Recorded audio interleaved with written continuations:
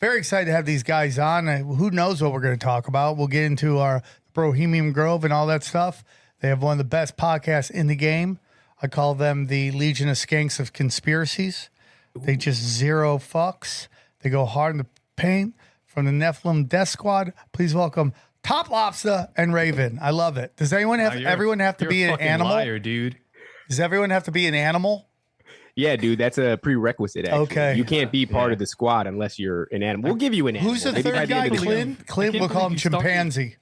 Chimpanzee, Top Lobsta. What? Wild. You started the show off with a bull-faced lie. What? Call us the fucking Legion of Skanks of Conspiracy. That's a wild. I'll fucking allow it, dude. Why? What is wrong with that? That was the biggest compliment I could give anybody. That was nice.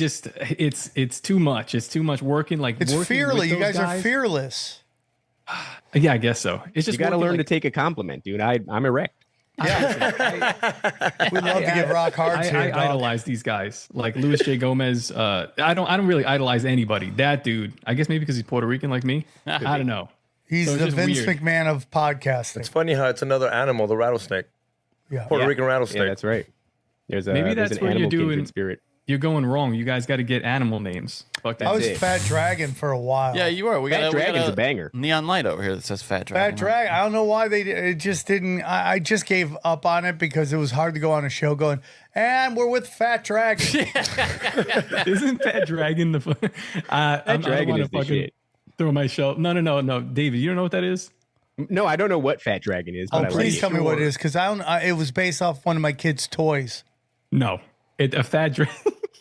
What's a Fat Dragon, dog? Like a Blumpkin or something? What is this?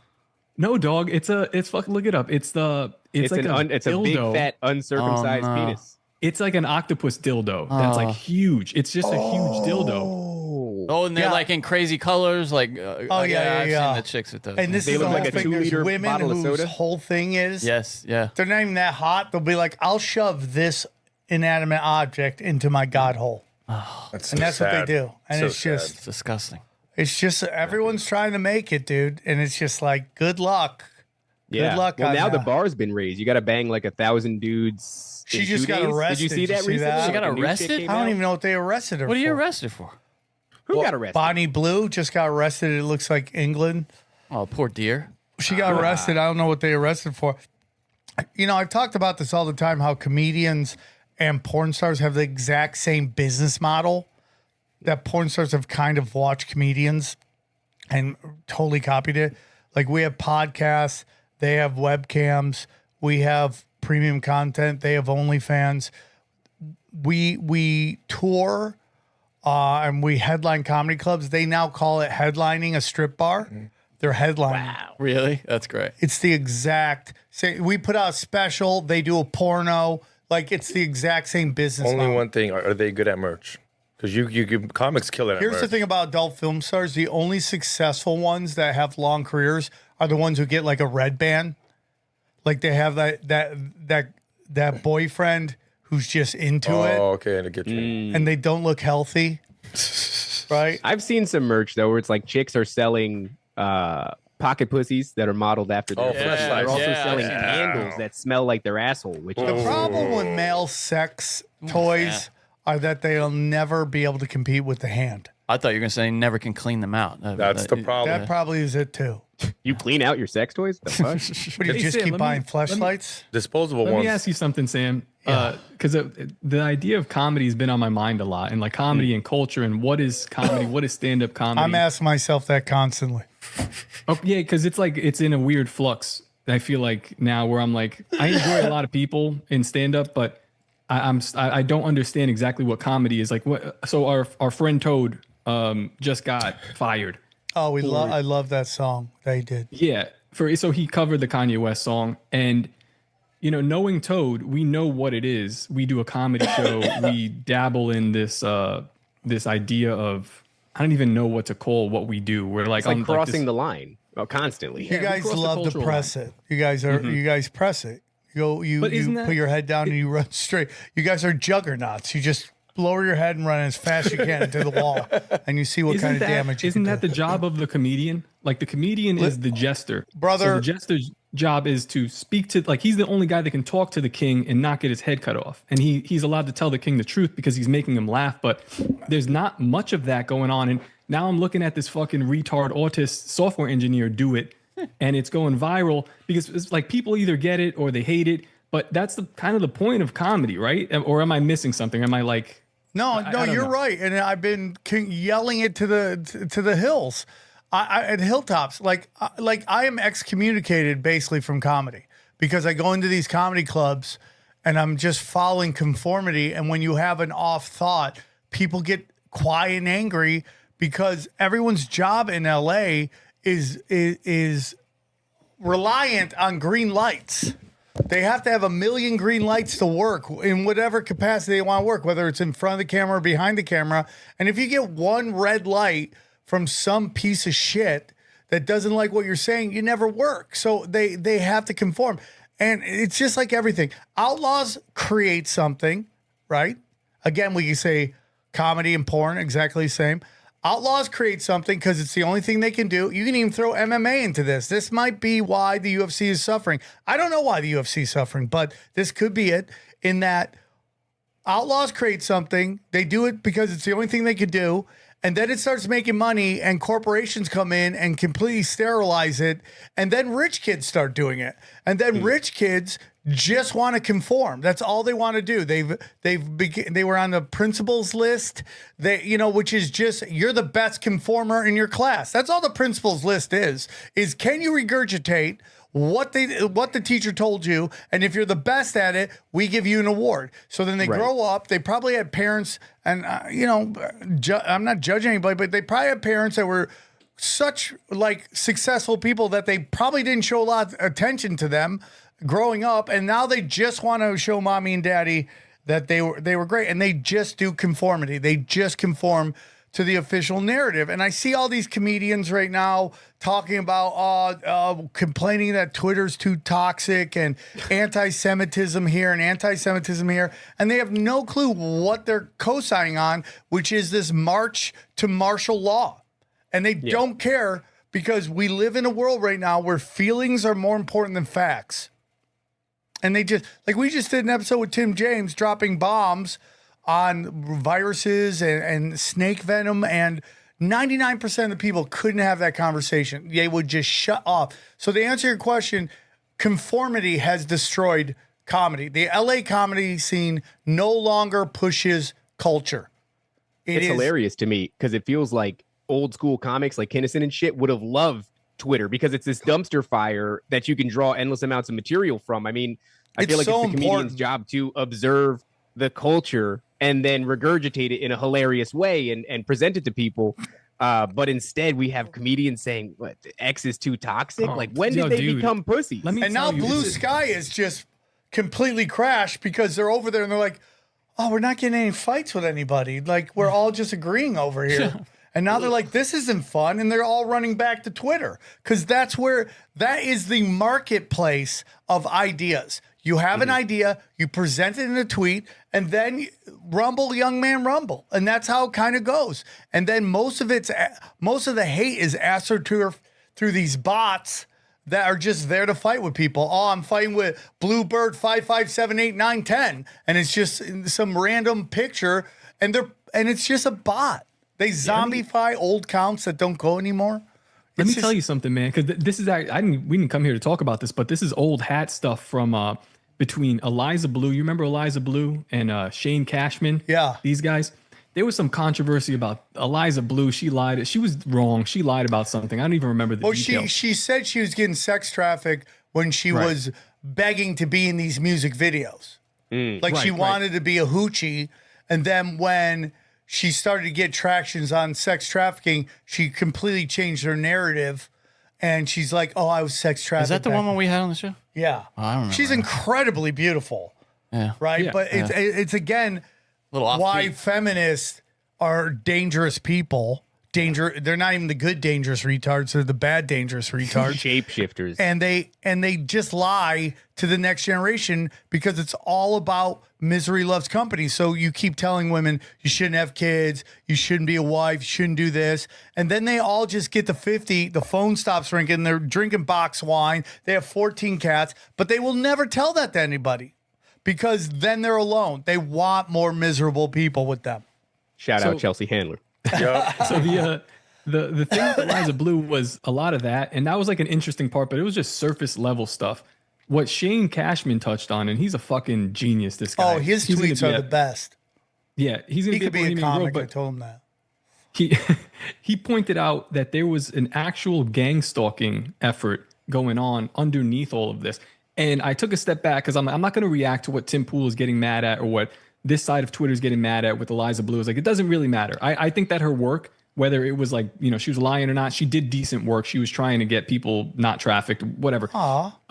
Yeah. Oh, but the reality is that there was a concerted effort online for bots to come stir up a narrative against her. And they got like normal people that I've met in real life at like Tom Woods 2000 event and other libertarian events. These people like are real people, but they got stirred up into this. So you've got like 1,000 bots, 100 people. Yep. And, multiply that by 50. It was a small PSYOP experiment on Eliza Blue.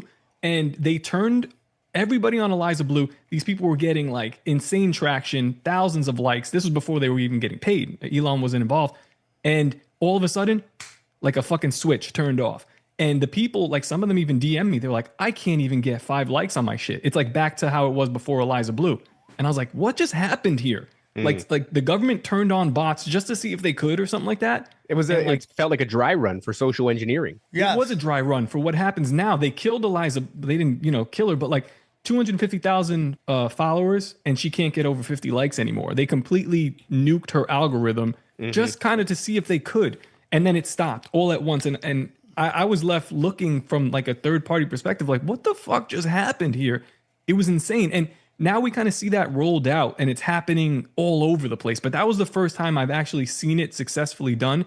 And only Shane Cashman picked up on it. And he was writing articles. And of course, they're saying you're a hack, you're this and that. You're not criticizing Eliza Blue accurately, but he had his eye on the correct prize, in my opinion, the thing that's going to affect us a little bit later down the road. And here we are looking at the same issue, but like magnified. So when Elon Musk went to Auschwitz, right? I do believe part of the conversation was you can't get rid of these bots because they astroturf our narrative. They are our side of the argument. So you have humanity, and I had to put out this video, but I did it in premium content, which is that we are seeing a war between humanity and the Babylonian bankers, and we're going to find out who's stronger and who's going to win in the long run. And these Babylonian bankers aren't on the side of logic or right or love. So they need these bots to astroturf this war of words that, just like what Tim James was talking about, is just raising everybody's anxiety and fear, which makes them sick and scared. When you have somebody in a high anxiety state, they're way easier to manipulate.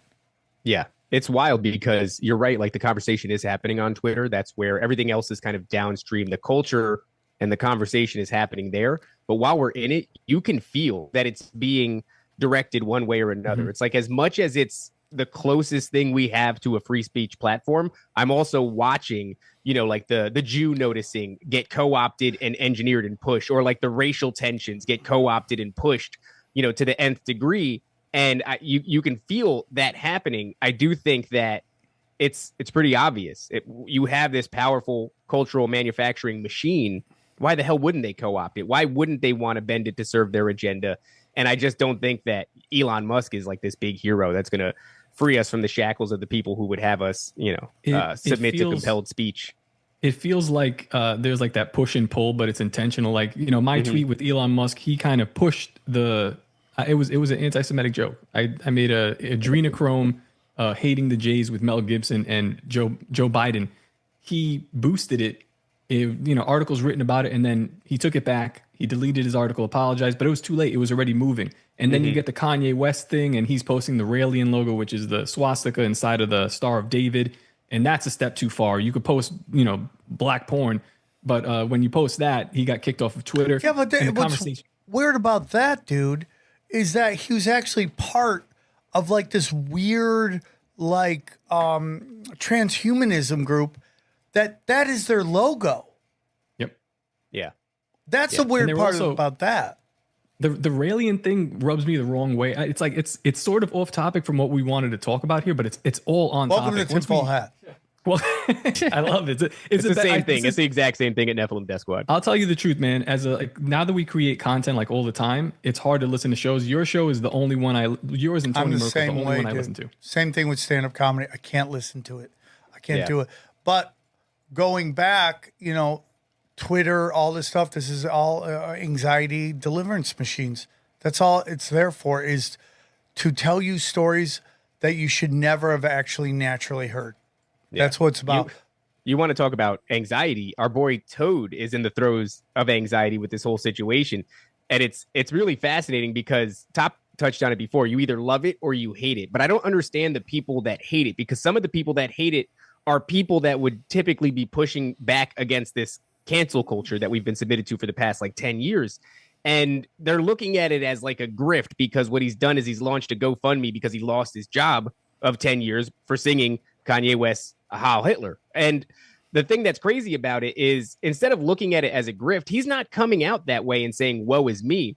He's actually saying in the video, if you watch Toad talk about this, it's an opportunity to stick the middle finger up to the culture of thousands of anonymous accounts doxing you, calling your place of work, and getting you fucking fired. We have this opportunity. This little pudgy man with a ukulele is standing up against this fucking mob, and he's saying, no, I don't care that I lost my job. I'm not going to stop posting about this. I'm not going to stop talking about this. And for some reason, people are finding every reason they can to push back against him. It doesn't make a lot of sense to me. I thought we were kind of, especially on Twitter, all on the same page of like, we're done with that. We're done with strangers threatening your livelihood. No. There's a theory out there pushed by me that it was Top Lobster that got him fired, so he'd have to move to Florida. We've been trying to. I'll tell you the truth, man. Like, we joke around on Tower Gang a lot. We're like, yo, just quit your, because he's miserable. He was miserable at this job. He's always talking about suicide, and it's like kind of a running joke, but he's not happy. He had a fucking seizure there. He's sitting in front of a computer for 9 hours a day. Some of his coworkers have had seizures. It's not a good spot. So we told him, like, yo, you have money, get up out of there, go move. And this actually just happened. And it's to the point where people are like, did you guys set this up? Is this a lie? It's like, no, we didn't set this up. It's not a lie. It's also not surprising that he got fired for this, because he did the Roman salute at the end of all this. But like, I think the big story here is that he's an autistic guy. He's just like, I don't even think he really notices how much he crosses the line with what he's doing. And we're not saying autistic in the fashionable sense. Like, I don't think anybody's pushing it back. If you just look at him, you go, oh yeah, certainly the spectrum, he's on it. No, I'm with you guys. And my biggest thing, because I feel, maybe it's in my head, but I feel there's a lot of people that aren't happy. I know some owners of comedy clubs have been whispering, what the fuck is Tripoli talking about? And it just gets into this thing that, to me, this is the natural result of a narrative that has been pushed for 10 years about white people, white men, and Christians. And I'll even throw Muslims in there. When you look at like the 9/11 and the narrative that was pushed, we had no problem with killing 4 million Iraqis. That precedent has been set, and this is the natural course of it. And that's my whole thing. It's like, this is why political correctness is bullshit, is because you're trying to say we need to show love to everybody while simultaneously not only allowing, but promoting and endorsing and rewarding people who push back on a particular demographic, which is white Christians. I'm sorry, dude. There's that famous meme that shows you all the white fertility, like the all sensitive white people, and it's all, I hate to say it, guys, Jewish authors. This is a natural. You were not worried about safety on campuses when white conservatives tried to talk, and they were literally beaten up by Latina nurses, okay? And there's famous ass videos of that.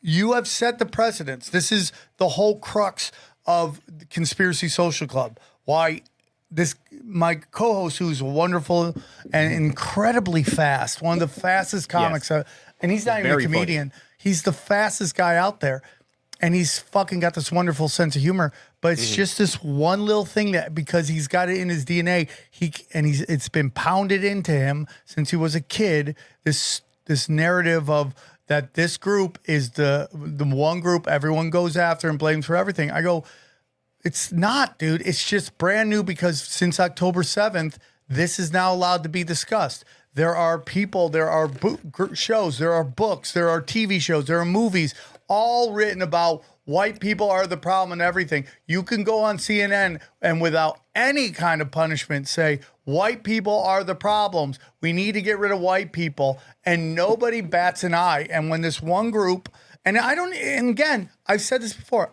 I don't think it's their fault.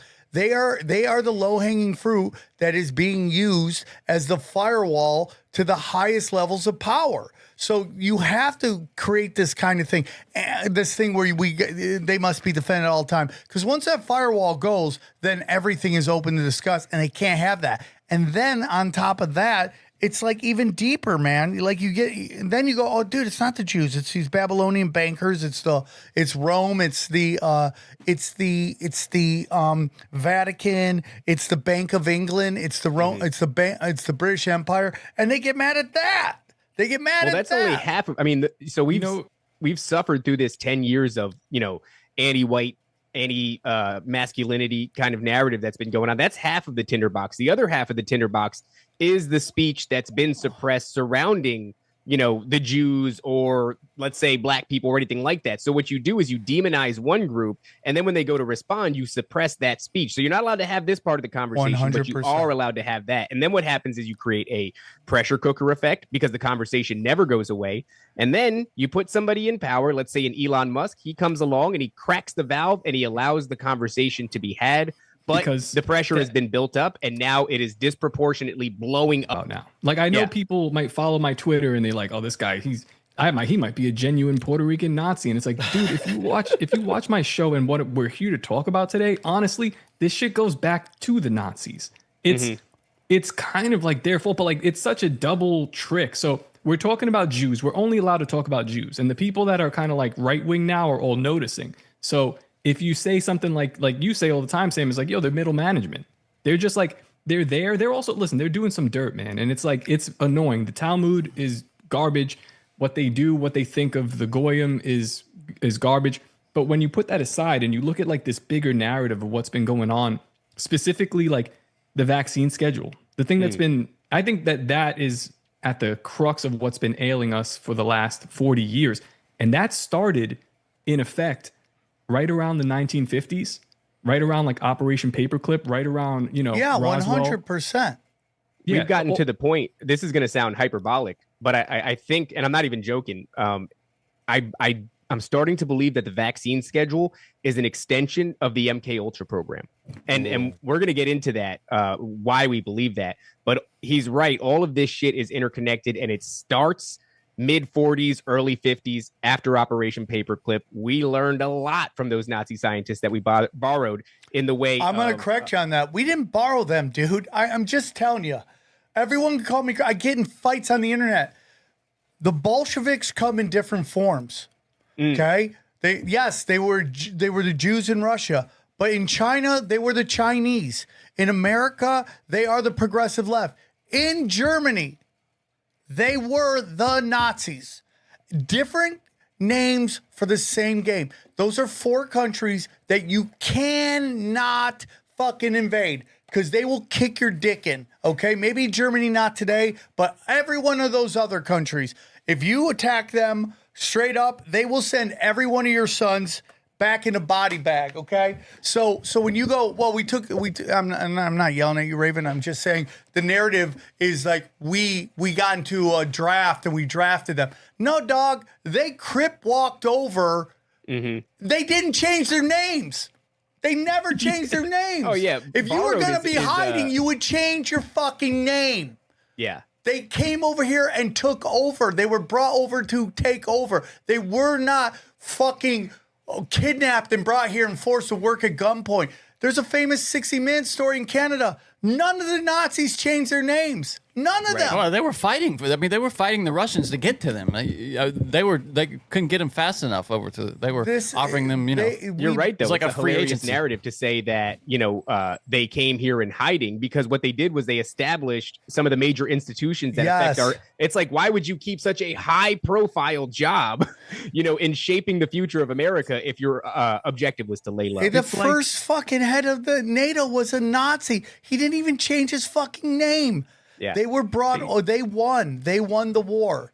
And then they were brought over to co-opt our military and turn into the third pillar of the control of humanity, which is the Vatican, the Bank of England, and Washington, D.C. That's how you control. I think they were not the final product. What we're experiencing right now is the final product of the Nazi regime. No, they treated them good. There was this right when they came from Germany to the United States, they went to U.S. bases, and they were treated like kings. They were playing golf and tennis, and they were treated well by U.S. soldiers, being told what to do. In Alabama, where did we go? Huntsville, Alabama. Into the mid 80s, you would get screamed at by anyone who lived in Huntsville, Alabama. If you said Von Braun was a Nazi, they would say he had no choice. He had to. And Johnny's brought this up. He was a fucking nasty Nazi. The rumors were he'd go to concentration camp, and we can get into that whole discussion later, but I really want you guys to talk about. But he would go to concentration camps and make examples out of people. Like scumbag. But we brought him over because he created this space program that we were going to do. So that's another hidden history narrative. And that's my argument. People want to be like, oh, you're sharing Kanye's song. Are you a Nazi? No, I hate the Nazis. No, I just love incredible pop songs. I mean, it is an incredible pop song. And it's fucking hilarious. It's hilarious to have a black guy saying, nigga Heil Hitler. Yeah, it's wonderful. Nobody sees that as like glaringly obvious that how is a black guy a Nazi? It's so much comedy. It's like the highest level of comedy that they banned just the instrumental off of Apple Music and Spotify. It's like, that's how much that narrative hits. He said everything you're not allowed to say, but that's like, again, comedians should be ashamed of themselves when they for not doing that. That's why I tell Leonardo all the time, in 5 years, you'll be seen as the right one. Oh yeah. And she goes she goes hard among the right crowd. She's already seen as the right one. Yeah. They love her.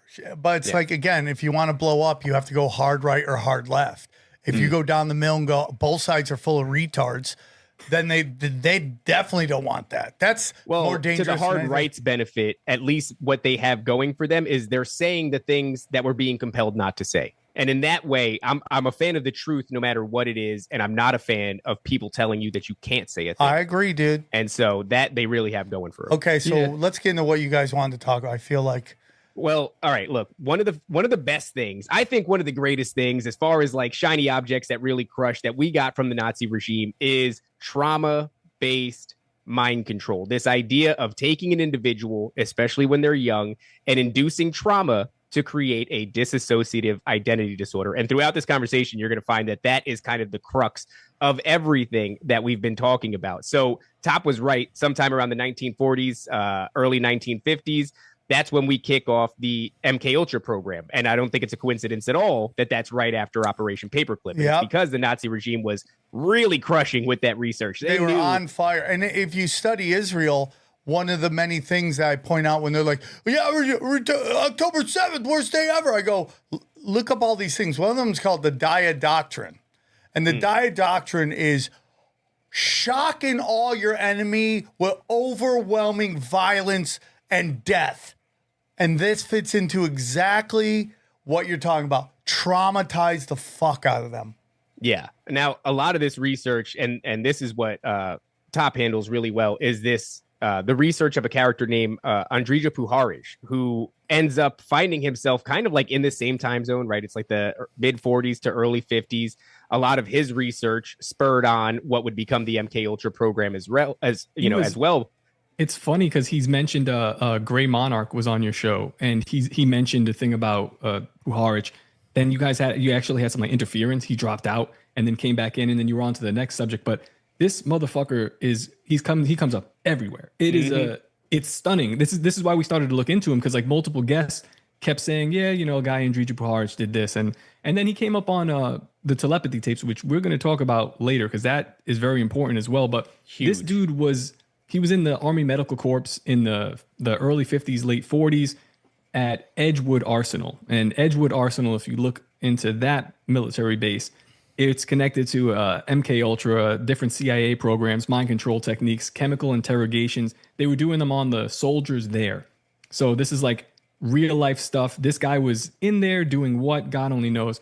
He comes out, he starts to develop different patents. And one of the patent is actually kind of interesting. It's where some, you know, people will argue where the term tinfoil hat comes from, but some people say that it comes from this guy. Yeah. He was putting dental implants into people's teeth, which would then allow them to pick up a radio frequency. Ooh. Oh my God.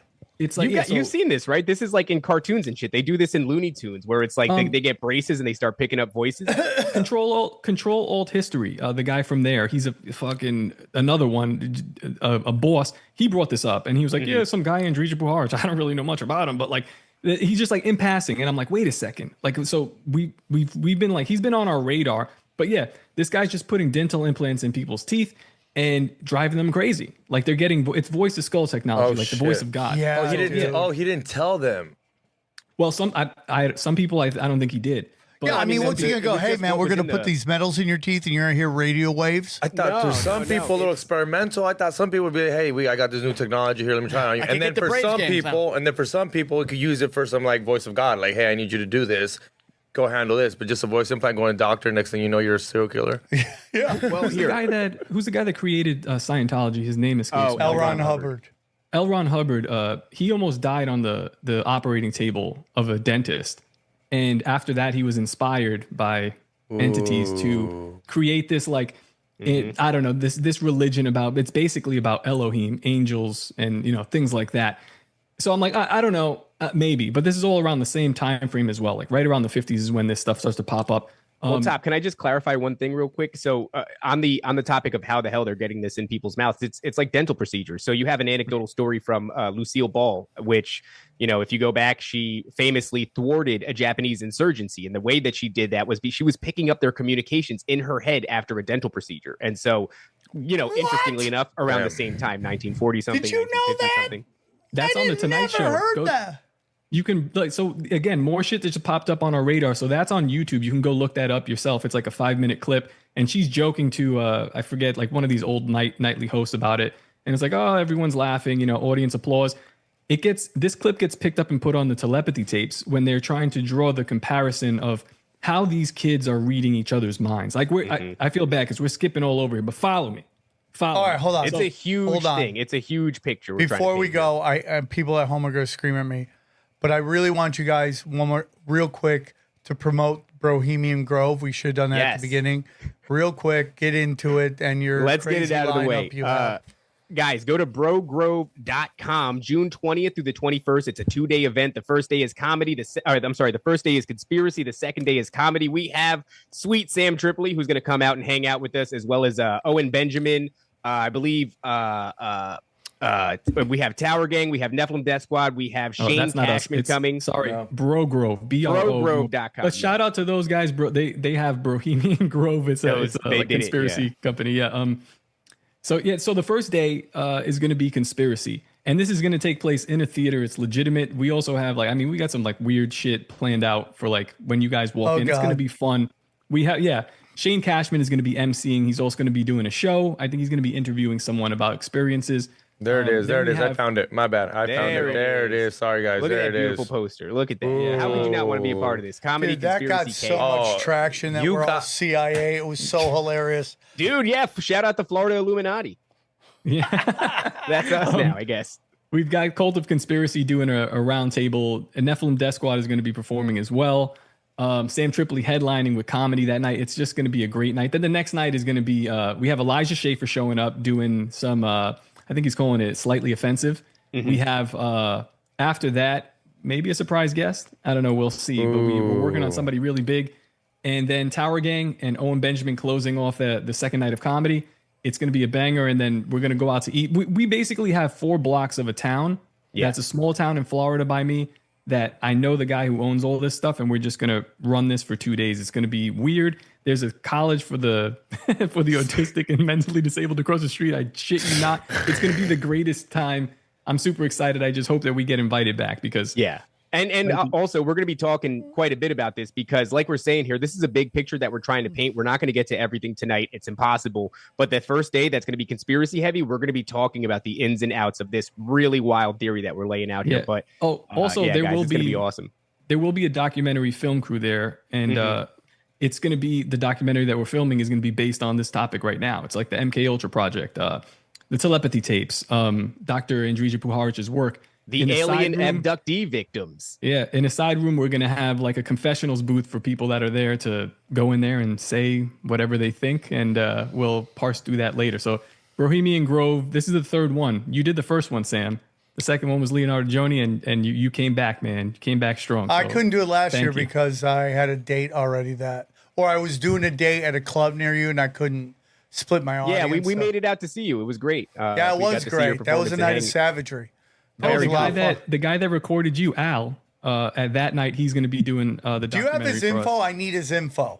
Yeah, we got him. I'll get it to you after the show. So sorry, everybody. We had to get that done. We want to promote all this stuff. So very important. Go check it out. Should be fireworks. So let's get back to what you were talking about. Do you remember where you left off? We were talking about the dental implants, and we were saying that Lucille basically, Ball. Lucille Ball, who by the way was an escort before. She was and her name is weird, right? It's like Lucille, which is like Lucifer, and then Ball. I'm not saying that there's something there, but like, that's fucking weird, dude. Oh, I never put those together. Damn, that's a little weird. That's all I'm saying. I love that. Weird. That's crazy, dude. But yeah, that kind of enters pop culture. You find that in like old Looney Tunes episodes, the idea of like channeling these voices or receiving these voices, these frequencies with some sort of dental implant. Now, what ends up happening is they do move away from that technology. It is a filling, and that filling has like some sort of heavy metal in it. But eventually they move away from that because the heavy metals are toxic. And I would argue that they continued that program. They just kind of shifted how they got those heavy metals into you. And rather than putting them in your teeth, they figured out a way to get them into your brain. And we're going to end up crossing that bridge a little bit later on. So that's like a 30-year project that it seems like, and they just keep increasing the schedule, the vaccine schedule, because I guess, 16 for me at my age wasn't enough. So like for my kids, it was 64 and now it's something like 72 plus a COVID. It's fucking insane. They just like, they have cranked this up to 100. But let's talk about Puharich again. So he's got this dental implant stuff. He has patents on something called extremely low frequency waves, ELF waves, which are, again, it's used to cause like psychosomatic reactions in people. It's like apparently you could just kind of like point this at people and really fuck them up. And he was using this. It turns out that they had to suspend use of this because it was having environmental effects. So this is also the start of like the harp machine shit. Like it was changing the weather. Which is hilarious, by the way, because they're like, oh, we have to stop because it's affecting the weather. And then somebody obviously goes, no, the fuck we don't. We got to make that. We got to scale that up. What are you talking about, baby? Yeah, it's all right. So this dude, like his work is all kind of focused on manipulating the human mind. He has a book.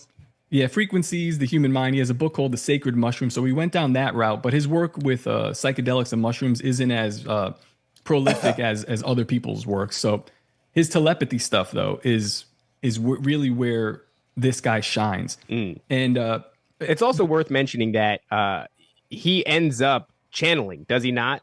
So underneath all of this, from the 1950s all the way till, after Operation Stargate and Uri Geller, he's working with the Indian mystic, this guy D.G. Vinod. And, from what our studies find, he just starts channeling with this dude. They start to channel entities, and the entities that approach them they're calling themselves the Nine. And this is like right up our alley. Yeah. So they describe themselves as the Egyptian Ennead. And they tell these guys their names. Their names are Atum, Shu, Tefnut, Geb, Nut, Osiris, Isis, Set, and Nephthys.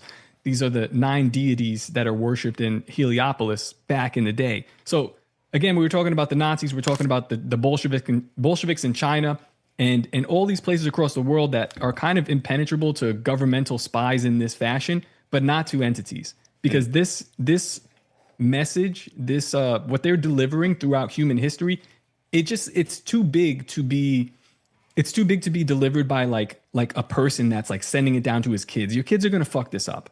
But if there's an age-old entity, this is the only way that this makes sense. So we did some more research on this thing called the Nine, and it'll fucking blow your mind, man. I mean, across mythologies, you have the Nine Muses in Greek mythology, which is, again, it's a completely different geographic location. The Norse mythology, you have the 9 worlds, Asgard, Midgard, shit like that. Chinese mythology has 9 dragons. These are all entities that are revered in these cultures and religions. Whoa. Hindu mythology, the Navagra, the 9 celestial bodies, the sun, the moon, the stars, all shit like that. Mesoamerican mythology, even in Satanism, modern day LaVeyan Satanism, they have a council of 9. That's how they organize their satanic church. Yeah, and of course that council of 9 is no doubt channeling entities. So I'm going to cut to the chase here and just tell you guys that what we believe is the 9, the Ennead, Egyptian Ennead, doesn't matter. These are the fallen, right? These are the same entities that were cast out of heaven in the Genesis 6 narrative, landed on Earth, and then began to basically position themselves as our lowercase g gods. I totally agree with that. And my friend Tony Dorado, who I talk to a lot about Christianity with, he believes that when the Tower of Babel was destroyed and God destroyed it, he sent these entities all over the world. And that's why every single one of these cultures have a different God. And that, because someone showed me a picture of all these like Eastern gods, and they all have the bath mitt, one finger, the 2-finger up look. I would do it right now, but someone will freeze the frame and then say that I'm Francis Bacon. You didn't know you're a Fed? It's unbelievable. So that totally lines up with me. 9, they're doing all this weird stuff. It bleeds over into Operation Stargate, which is also like channeling. They're doing it by like prehistoric, by like primitive means. They're using Ouija boards. They're doing sex magic. There's a bunch of, mystics, psychics involved. Puharich, of course, is snaking in and out of this for the entirety of its operation. He goes to Tel Aviv, Israel. He finds Uri Geller. Uri Geller's involved with this Operation Stargate, but it's really just a continuation of what he's doing here with Dr. Vinod, which is channeling these entities. So right. It goes from like however he's channeling them here with a Ouija board to now in the 70s, it turns into this like outer space thing. Everyone is like big on Roswell, and we're going to do CE5 and call down aliens.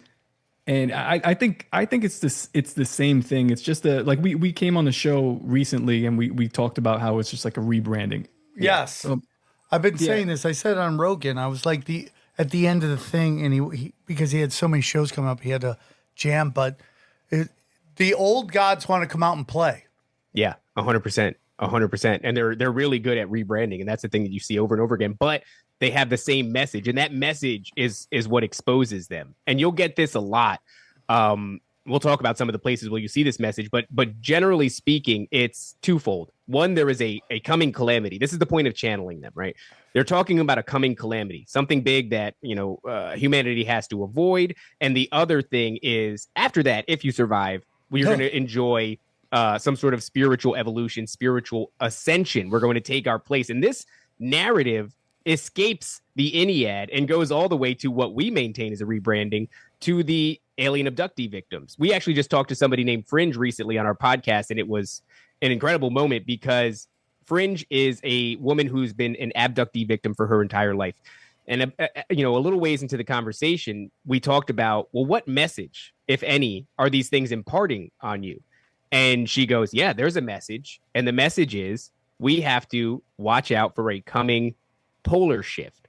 So there's your great big calamity. Now, this is not supposed to be connected. These are aliens. So they're abducting people and they're telling them that there's a coming calamity. Meanwhile, they're like raping them, impregnating them, taking them against their will, all this other shit. But they're really concerned about our well-being and the state of the planet, right? They don't want us to destroy each other in mutually assured destruction. They don't want us to destroy the planet, as far as pollution and shit like that goes. And also within the alien narrative is the idea, and you get this predominantly from something called the Galactic Federation of Light, that humanity has to liberate itself from these evil kind of deep state characters. And if we can do that, then we can ascend spiritually and take our place among the Galactic Federation. You see this narrative espoused over and over again, but the entities always change a little bit. It's ancient Egyptian gods, it's our benign space brothers, and it's something that, I mean, I think is psychologically ingrained in people to a certain degree now. Like the New Age movement does believe that we have to spiritually ascend, and there is this big concern about, like let's say a coming polar shift, or at least the state of our planet. We've been primed for a long time to worry about, as if it's finite, as if we could destroy this planet. I do not believe that we can, but we've been made to fear the idea that there is some great cataclysm that we have to avoid, whether it's nuclear destruction or, pollution just getting completely out of control and the oceans rising and all that shit. And that narrative rears its head again in the number one podcast in the world for a little while, the Telepathy Tapes, which it almost leads like right back into Puharich's work and this idea of, just getting heavy metal toxics into a lot of people's brains to make them susceptible to channeling all the time. Yeah, because you figure that metal is a conductor, right? And so what is it conducting? Well, it's conducting frequency in this instance. And much of the work from the Nazi regime that we were talking about is based around a dissociative identity disorder by way of trauma. So if you can traumatize an individual, you can get them to disassociate. And I think earlier on in the show, I said that I believe the vaccine schedule is an extension of the MK Ultra program. So take, for example, even Project Montauk, right? And that's what Stranger Things is based off of. You're taking a child, you're inducing trauma, and that trauma is doing what? It's opening up latent psychic abilities. And that latent psychic ability allows for 11 to do what? Cross over into a different realm and communicate with some sort of entities over there, whether it's the Demogorgon thing from season 1 or from season 2, it's a much more like nefarious, sentient entity that actually speaks English. But that's it. At the heart of it, that's it. And what's really funny is I was listening to, I don't know if you guys know Shane Dawson, but he's kind of like an OG YouTuber. Absolutely. And he had somebody on. Yeah. What's that? I remember him. Yeah, he got in trouble. Yeah, right, yeah. For some shit. In it weird. Yeah, he got in trouble for some weird guy. Right? Part of that gay mafia of YouTube that was really big. Yeah. Jeffree Star, him, and that other brunette. He was on one of those shows about making movie, like Project Greenlight, or one of those two, where he got to make his own film, and it was a shit show. I actually never absorbed the dude's content, but one of his videos came across my table recently. He's got a woman on, and she's talking about the Gates program. It's this guy, right? Yeah. That's him. Yeah, yes, that's Shane. Yeah. Man, he looks rough there. Yeah, he ain't looking too good. Yeah, he's a rough-looking gay. He's a rough looking. He's had a lot Disney Channel or something like that. But turns out he's an old school YouTuber. Long time. I think 2008 is when he started doing the damn thing. So he's been in here for a long time. He's got a woman on, and she's talking about the Gates program. A lot of people, I'm sure you've explored this on your show.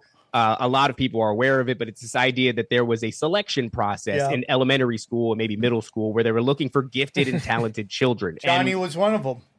Were you really, Johnny? Yeah, I took this weird test. Yeah, and I was. You remember the headphones? I remember the headphones. I remember the voice. I remember, can you hear this tone in your right ear? Can you hear this tone in your left ear? Kind of shit. Yeah, I was in it. Yeah, I didn't even take it. They didn't want illegals.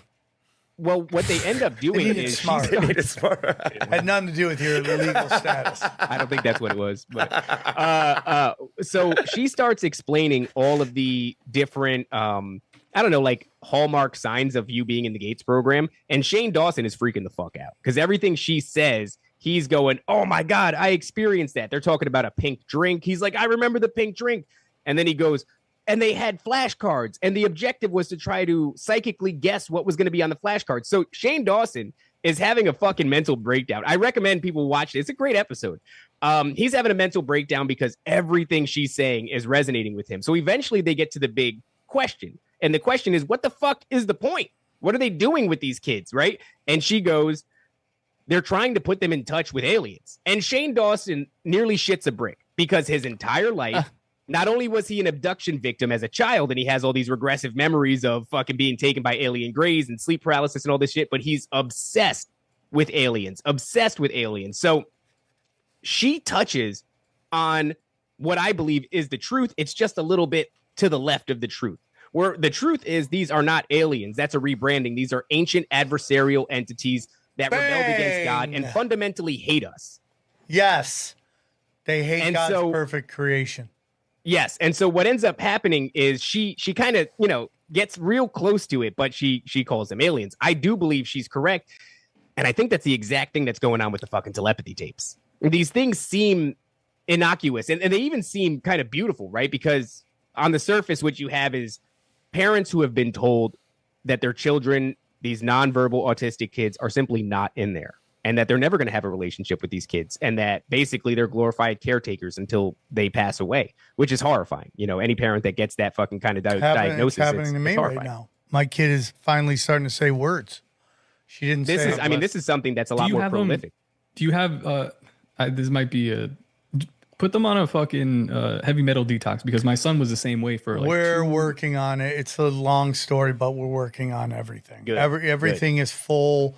Good. Boom. And again, I don't want to disrespect anybody and say anything nasty, but they're medical professionals that I'll listen to my girlfriend talk to them knowing the answer, and the answer they give is so sad and pathetic. Like, she brought up to a mainstream medical professional, that's all I'll say, and go, what do you think about these metal detox? They're like, nah, it's nothing. I go, whoa, bro. Jeez. I go, I had to walk out of the room because I was so fucking upset.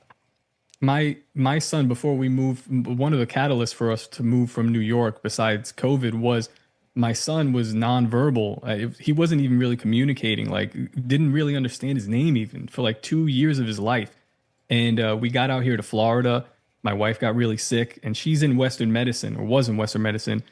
We went the holistic route with her, and she did all of her research from the perspective of a registered nurse, found out some holistic treatments for my son, and thank God, dude, like we put him on a heavy metal detox, among other things, parasite cleanses, shit like that. All the kind of like stuff that you hear from crunchy moms and stuff like that.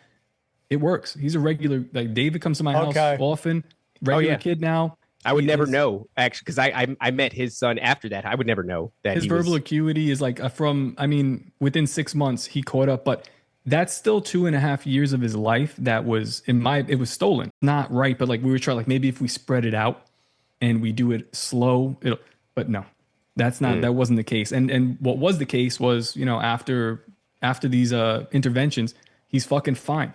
So yeah. Then, you know, but it leads right into this work. Like now I'm looking at the telepathy tapes, and it's like this lady Kai Dickens will say anything but vaccine on here. Yeah. And they're framing the narrative of it as if the nonverbal autistic people is a step up in evolution. Yeah. And that's what these kids are telling us as well. They're saying, you know, oh, we have to like ascend to our higher levels. This is how we're supposed to communicate. And I'm like, I think this is how we were communicating during the Tower of Babel. And then God spread us out, because when people were all telepathically communicated, they try to aim an arrow at God to kill him. So you can't do that. That's not what we're meant to do. But look at the similarities there, right? Because you're right. We're talking about MK Ultra. What does it do? You traumatize them, they disassociate, and through that you create like a split in the mind, and they're very open to programmability and suggestibility, right? Then you have the Montauk Project, where, you know, Stranger Thing lays it out. You traumatize them, this causes them to disassociate, somehow unlocking psychic powers, and then they're all of a sudden crossing over into different realms, or, you know, whatever the case may be. I think that is actually the point of the vaccine schedule. So let's say Puharich had a major breakthrough, and you know, the intelligence agencies looked at this as very promising. Wow, you can actually do a lot with people if you can get them to disassociate from their identity, right? And they find out that when these people disassociate, they seem to be communicating with something on the other side. So metal augments that. Maybe if we can get an implant as close as possible to the brain, acting as a small antenna, that will amplify the frequency. Too many dentist appointments, though. Right. Dude, I literally had a dentist pay for his house off my mouth, putting metals in there. My whole, as soon as I left this dentist, I never had another cavity. Every single he drilled every one of my teeth. Like root canals and stuff? No, he gave me fillings. Yeah, you've never seen Sam when he does that. I know he's got fillings. Yeah, he's got the fillings, yeah. Almost every one of my mouth, every one of my teeth has a filling in it. He just, but my brother got none. But for some reason, he was just. You worried about that? I mean, I was thinking, how can I get them taken out? Johnny, I said this a long time ago to you in passing, that I thought they were trying to put shit in my head. To make you... thoughts. Are you getting thoughts? There you go. Are you receiving I was anything? thinking that a long time ago. Oh, they're putting thoughts in my fucking Are you receiving head. anything? What do you mean? I mean, if many- your head's how an many gay antenna, thoughts? I mean, I think they're trying to put a lot of doubt in my head. I mean, That that's what goes- they're really good at. These This entities. goes to the work of Dr. Jerry Marzinski. I don't know if you guys have had him. I don't think you've had him on the show. Oh God, licensed you need to. Yeah, licensed psychotherapist in the field for 30 years. His theory is that like maybe 80% of the thoughts that like roll through our head are not our own. Damn. Yeah, it's a lot. It's a lot. It was fucking crazy. I mean, that was a mind blowing episode that we did, episode like 15 or something early on. I We love didn't- that dude. Yeah, We shouldn't have even had this guy come on because we were like that new in the show. But You know what Top didn't mention before though is when Puharich was putting this dental implant in people, the reason the tinfoil hat is relevant is because that's what they were doing to block these frequencies. You know, this guy's getting inundated with these voices now that he has this dental implant, and he finds that the only way he can stop it is by wrapping his fucking noggin in tinfoil. Mm-hmm. Yeah, it blocks a signal. So that's like, that's part of where it comes from. But listen to this. So okay, let's say that the research was promising. Now you have two problems. Number one, the teeth aren't the brain. They're pretty close, but they're not the brain, right? And the other problem is, how the fuck would you roll this out in mass if you wanted to? You couldn't do that because then everybody would have to be in a dentist's office and you'd have to push all these fillings and shit. And look, if you look at it, the industry has changed. They no longer use heavy metal in these fillings anymore. So It's like obviously ceramic that now. wasn't the thing. Now, I think what happened is they created the vaccine schedule. And everybody who's worried about the vaccines is worried about what in them? Toxins. But what kind of toxins? Heavy metals, mercury, shit like that. Where do these toxins settle? Well, they're so small that they can cross the blood-brain barrier and they settle, they accumulate in the fucking brain, right? So you have that. We've gotten it there and everybody's getting it. Now you have the other side of the research, which is that trauma-based mind control, that identity disassociation, right? How do you do that? You do it by trauma. If you traumatize an individual, they disassociate. Well, the telepathy tapes, they do like they do a tremendous job, but I feel like they're intentionally misleading in some spots. But when they're talking about this dissociative identity disorder within these children, the children describe, and they're all spelling the children. They're like typing the letters one by one, whether it be an iPad or pointing to a board. They're saying that their soul, their being, is vibrating on a different frequency than their body. right. So that goes to Tesla's work, like we're all frequency vibration, shit like this. And it makes a lot of sense. So in order for them to like be able to even begin spelling on a board, often their parents would have to touch them, which makes the idea of spelling controversial because they think they're giving them cues, but they're touching them to like base them. And it gives them the sense that they're in their body. That's why you'll see the kids do a lot of this shit. Or it's like an anchor point. Yeah, they're they're freaking the fuck out. They're trying to feel their Called body. stemming. It's Yes, called stimming. yes. Yeah, but that's what's going on. Like they're vibrating on a certain level and their body's vibrating on another level, and they cannot connect. They've been disassociated from their body. But then Whoa. the question is like, well, why? Now why is it like 1 in 32 children now have some form of this? Why are they doing fucking nigga Heil Hitler covers on YouTube, on Twitter? We don't know these questions, Sam. But everyone's autistic. In California, it's like 1 in 20. Why? Yeah, California Why are they is really increasing fucking this? crazy with the numbers out there. I think that the reason they're doing that is because this kind of research has existed for a long time, right?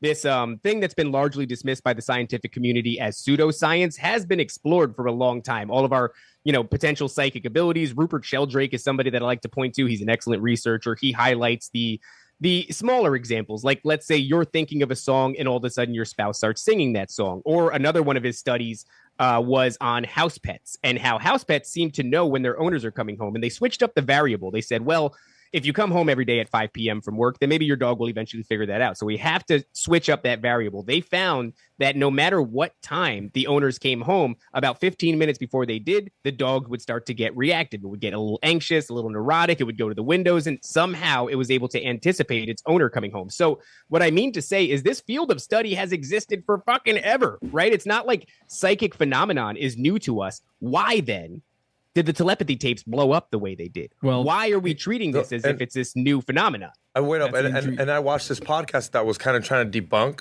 these telepathy tapes by saying that it's inhumane to have them use the keyboard or use the iPad because you're kind of dictating what they're saying. Yeah, like you're leading them. You're or something leading them, like and that. it's like inhumane, and you're telling them what to say when they're not even trying to say that. So they're trying to debunk it some way or another because it's that thing where they're saying the parent has to be in the building. Technically, the kid can never do it without the kid in the building. So to them, it doesn't count. Well, that's what Rupert Sheldrake really highlighted, was that this connection, this psychic connection, is strongest with individuals that you're closest to, right? So house pets and your loved ones. It's like the people that you spend the most time around, you will develop some sort of psychic connection. Ever think about your fucking homie who's real close to you? All of a sudden the phone rings and it's him. You're like, what the fuck? I was just thinking about this guy. Like, the people that you're closest to are the ones that this work on the most. So I could see how if the parents were gone and the kid was thrown into flux and out of his natural environment, that this wouldn't perform very well, right? But I think what's happening here is the message is important. These things are always imparting the same shit. And that is coming calamity, spiritual ascension. And these kids in the telepathy tapes, they talk about that to a degree, right? They allude to the idea that there are these other entities and they're communicating with them, and humanity needs to evolve or ascend. But that narrative has been around for a long time and nobody's fucking listening. And I think what they did was they took people who were told they were never going to speak. They took parents who were told that their children weren't even inside those physical forms at all. And then all of a sudden, when there was a giant breakthrough and these kids could actually speak, the whole world would fucking listen. And I think that was the point. You needed a mouthpiece that performed essentially a miracle. And then we might slow down and go, well, what else are they talking about?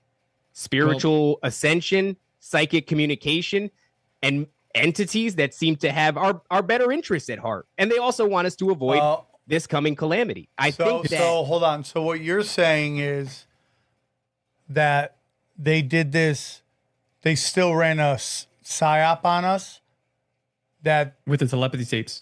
Yeah. And that it's not for good, but it's actually get us to more buy into that this 9. But we're not telling us it's the 9. I don't think that telepathy is the miracle that we think it is. I think we all have this ability, but we've moved into a materialistic paradigm and we've kind of pushed those things to the side.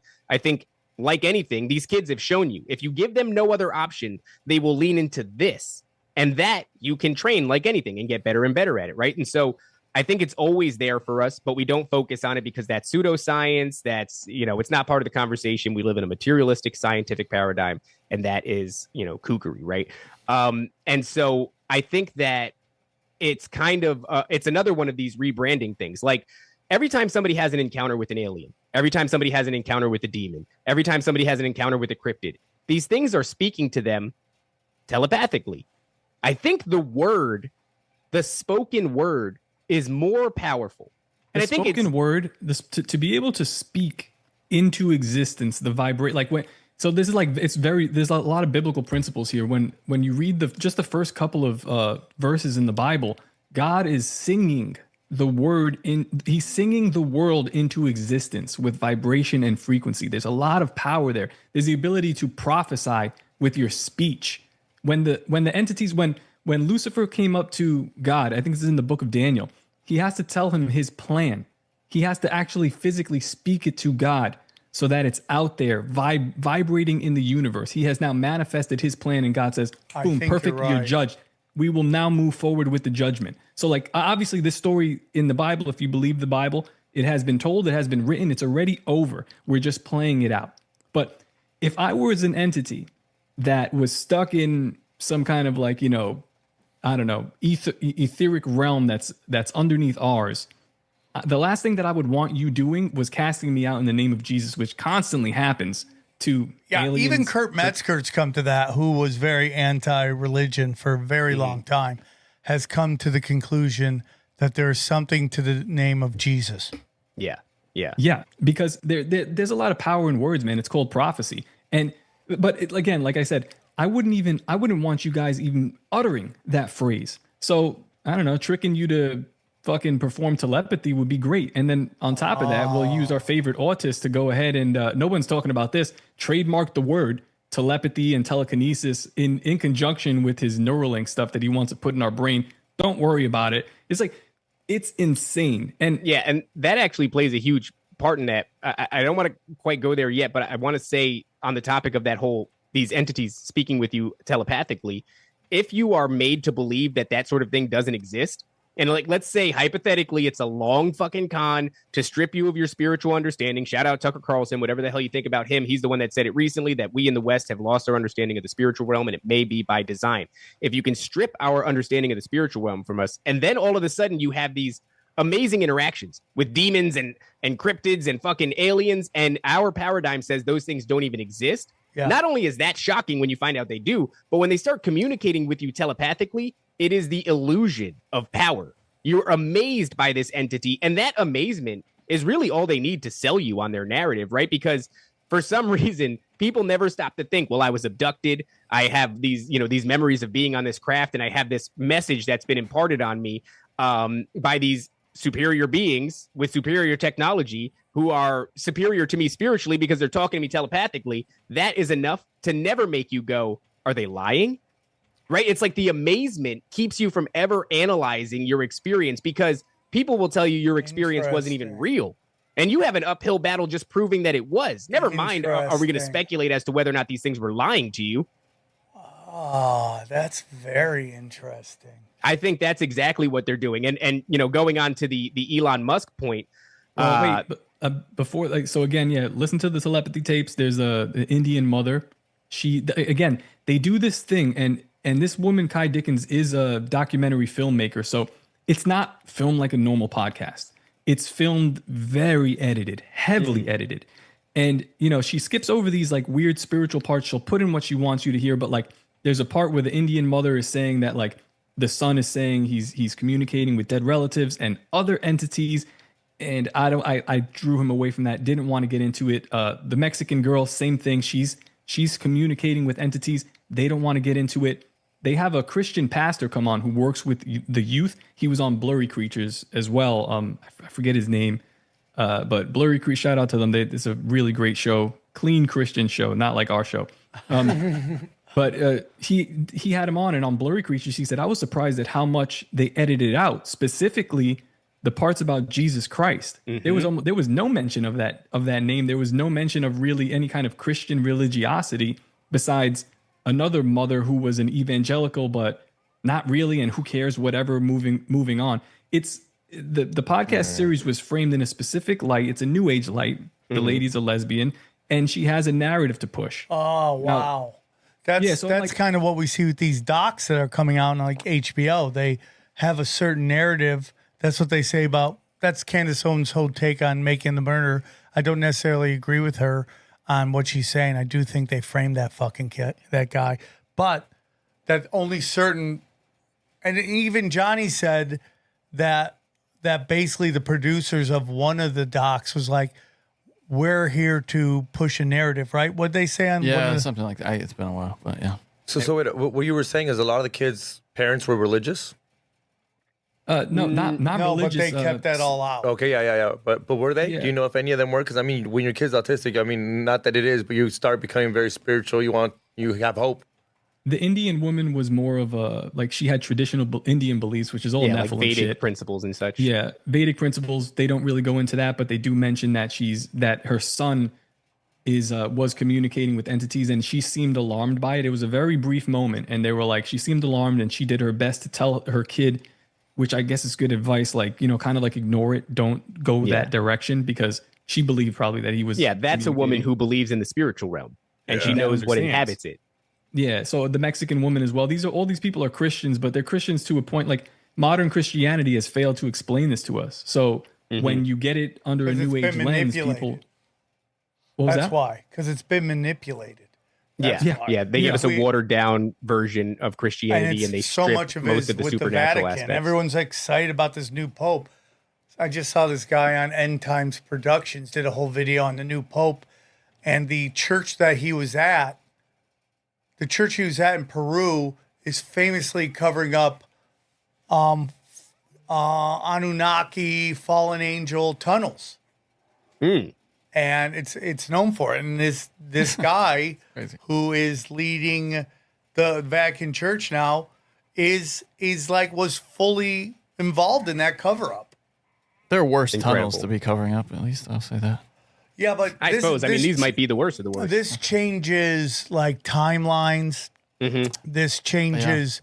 This proves more. I was just doing a J joke, but yeah, that's all right. It was appreciated. We do appreciate it, Johnny. I appreciate it. And well, there are worse tunnels, right? Like the Vatican Library. Is like, Yeah, really. the knowledge that has been hidden from us is a big part of the whole discussion going on right now. Part of that too. Do you wonder, because the Pope, while they serve for life, they are the least permanent thing about the church. So I do wonder if they're almost like the president, where they don't even get the good shit. No, it's really you those don't get to that position unless you're You full think so? on. Well, no, but I'm talking about, like, I'm not talking about whether they're bought in and they're a piece of shit. I believe that. I'm talking about whether they actually get all of the information, though. Like, they're really deep. I feel like there's like a permanent state also in the Vatican. You know what I'm saying? Oh, probably. Like we have here, and that probably. Well, guards. because we know that the white pope, based on his clothes, it's called the white pope, is one of 3 popes. Exactly. And then we don't actually see the real pope, which is the gray pope.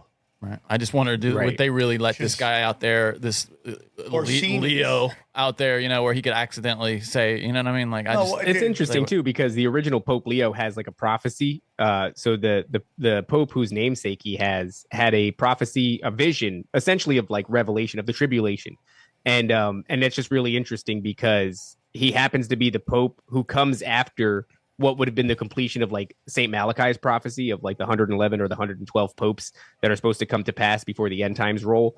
And then all of a sudden we do get a new pope, right? Because some people are like, are we going to get a new one? Or is it going to be St. Malachi's prophecy? And we get a new one, but his namesake is that of the man who had a vision about tribulation, which is really fascinating. I don't know where to put it, but all that shit is it's so the version that we get is so far from the truth. About the nature of the Vatican, the nature of the Pope, and what goes on there. It's hard. It almost makes me not want to look at it because it's riddled with such bullshit. I'm with you.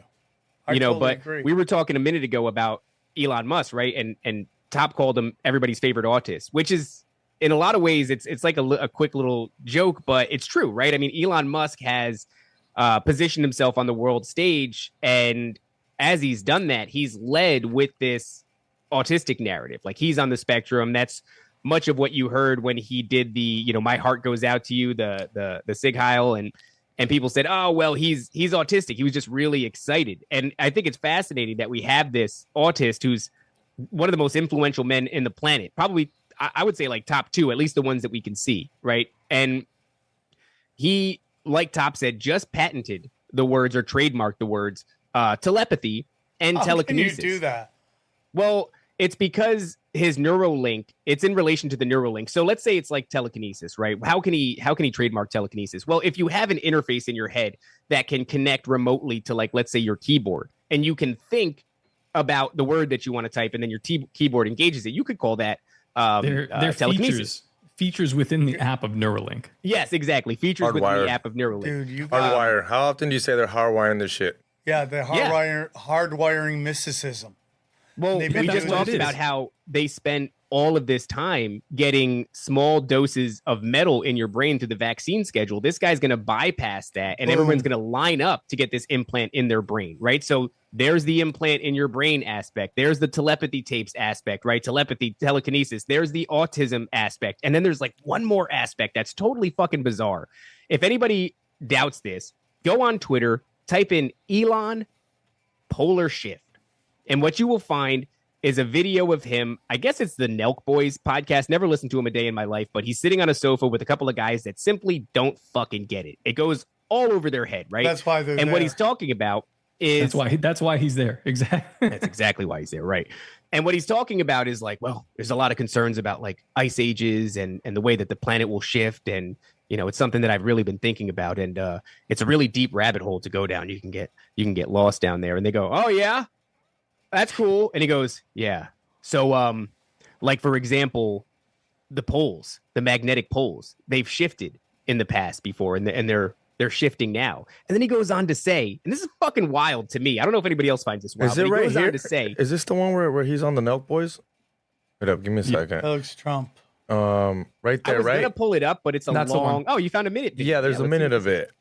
Johnny, go ahead, let that rip. Johnny has the only one that the audio. I'll send it to you. Oh Johnny. no, he's talking about Jeff Bezos and shit. Oh, it's not that. this one? So it's a whole podcast. It's hard to find the clip. I was gonna present it here, but it's buried in a clip that's like 8 minutes long, and you got to skip around to get the whole story because of the fucking way that Elon Musk talks. Like I was like, if we bring this up, like he's got a chip in his brain. Like he's got a chip in his brain. Like he's really thinking about what these entities are telling him to say. That's the way he fucking talks. Do you think he already has a chip? No, we had Isaac Weishaupt come on saying he thinks he has a chip in.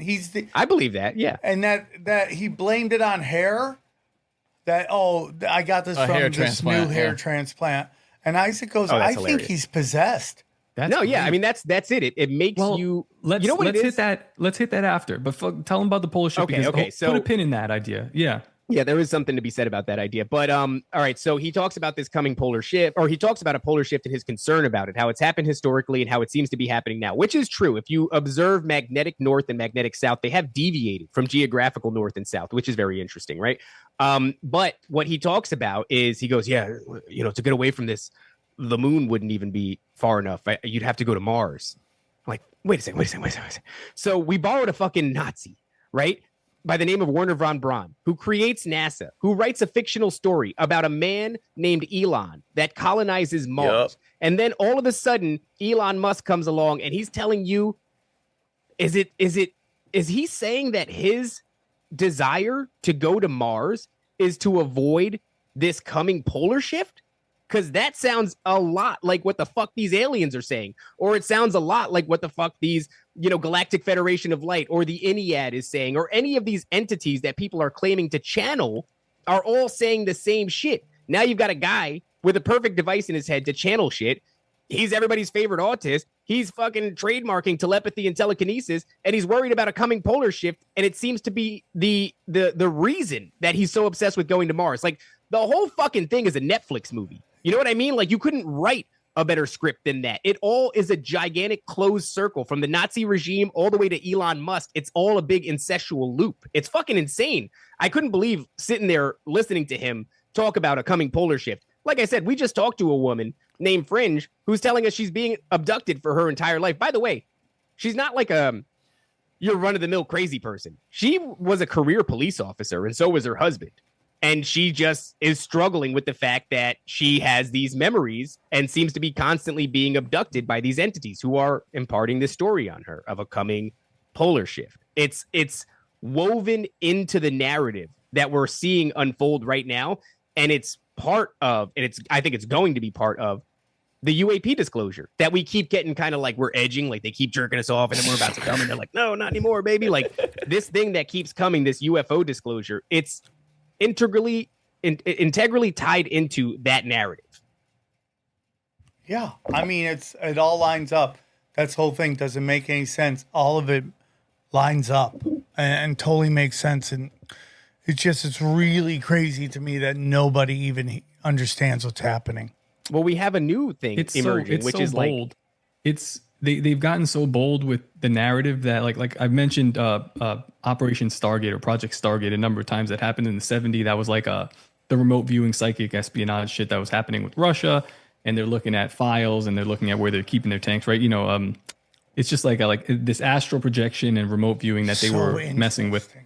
But underneath that, they were also doing CE5 channeling. We call it CE5 now, but that's what they were doing with Ouija board. Oh my God, shit. Top, we got to talk about the CE5 thing and what we learned recently with that email. Telepathic communication is dark arts whispering. Yeah. But now what's happened now is we've just started a new project or Operation Stargate to the tune of $500 billion. $500 billion, right? The day that Trump stepped into office, he was like $500 billion to whichever AI tech CEO can get this thing going. And I've been talking about that, dude, on the last episode, I believe, or one of these episodes coming up. I don't think China is the enemy that they're being made out to be. I think this is USSR propaganda that we use against the Russians to make them seem like we were in a fucking battle for nuclear supremacy.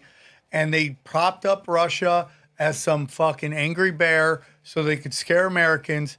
And it was all about proliferation of nuclear war. Now, I'm not necessarily based on the nuclear bomb dropped in World War II. I don't necessarily buy into that, but that doesn't mean they haven't come up with something since.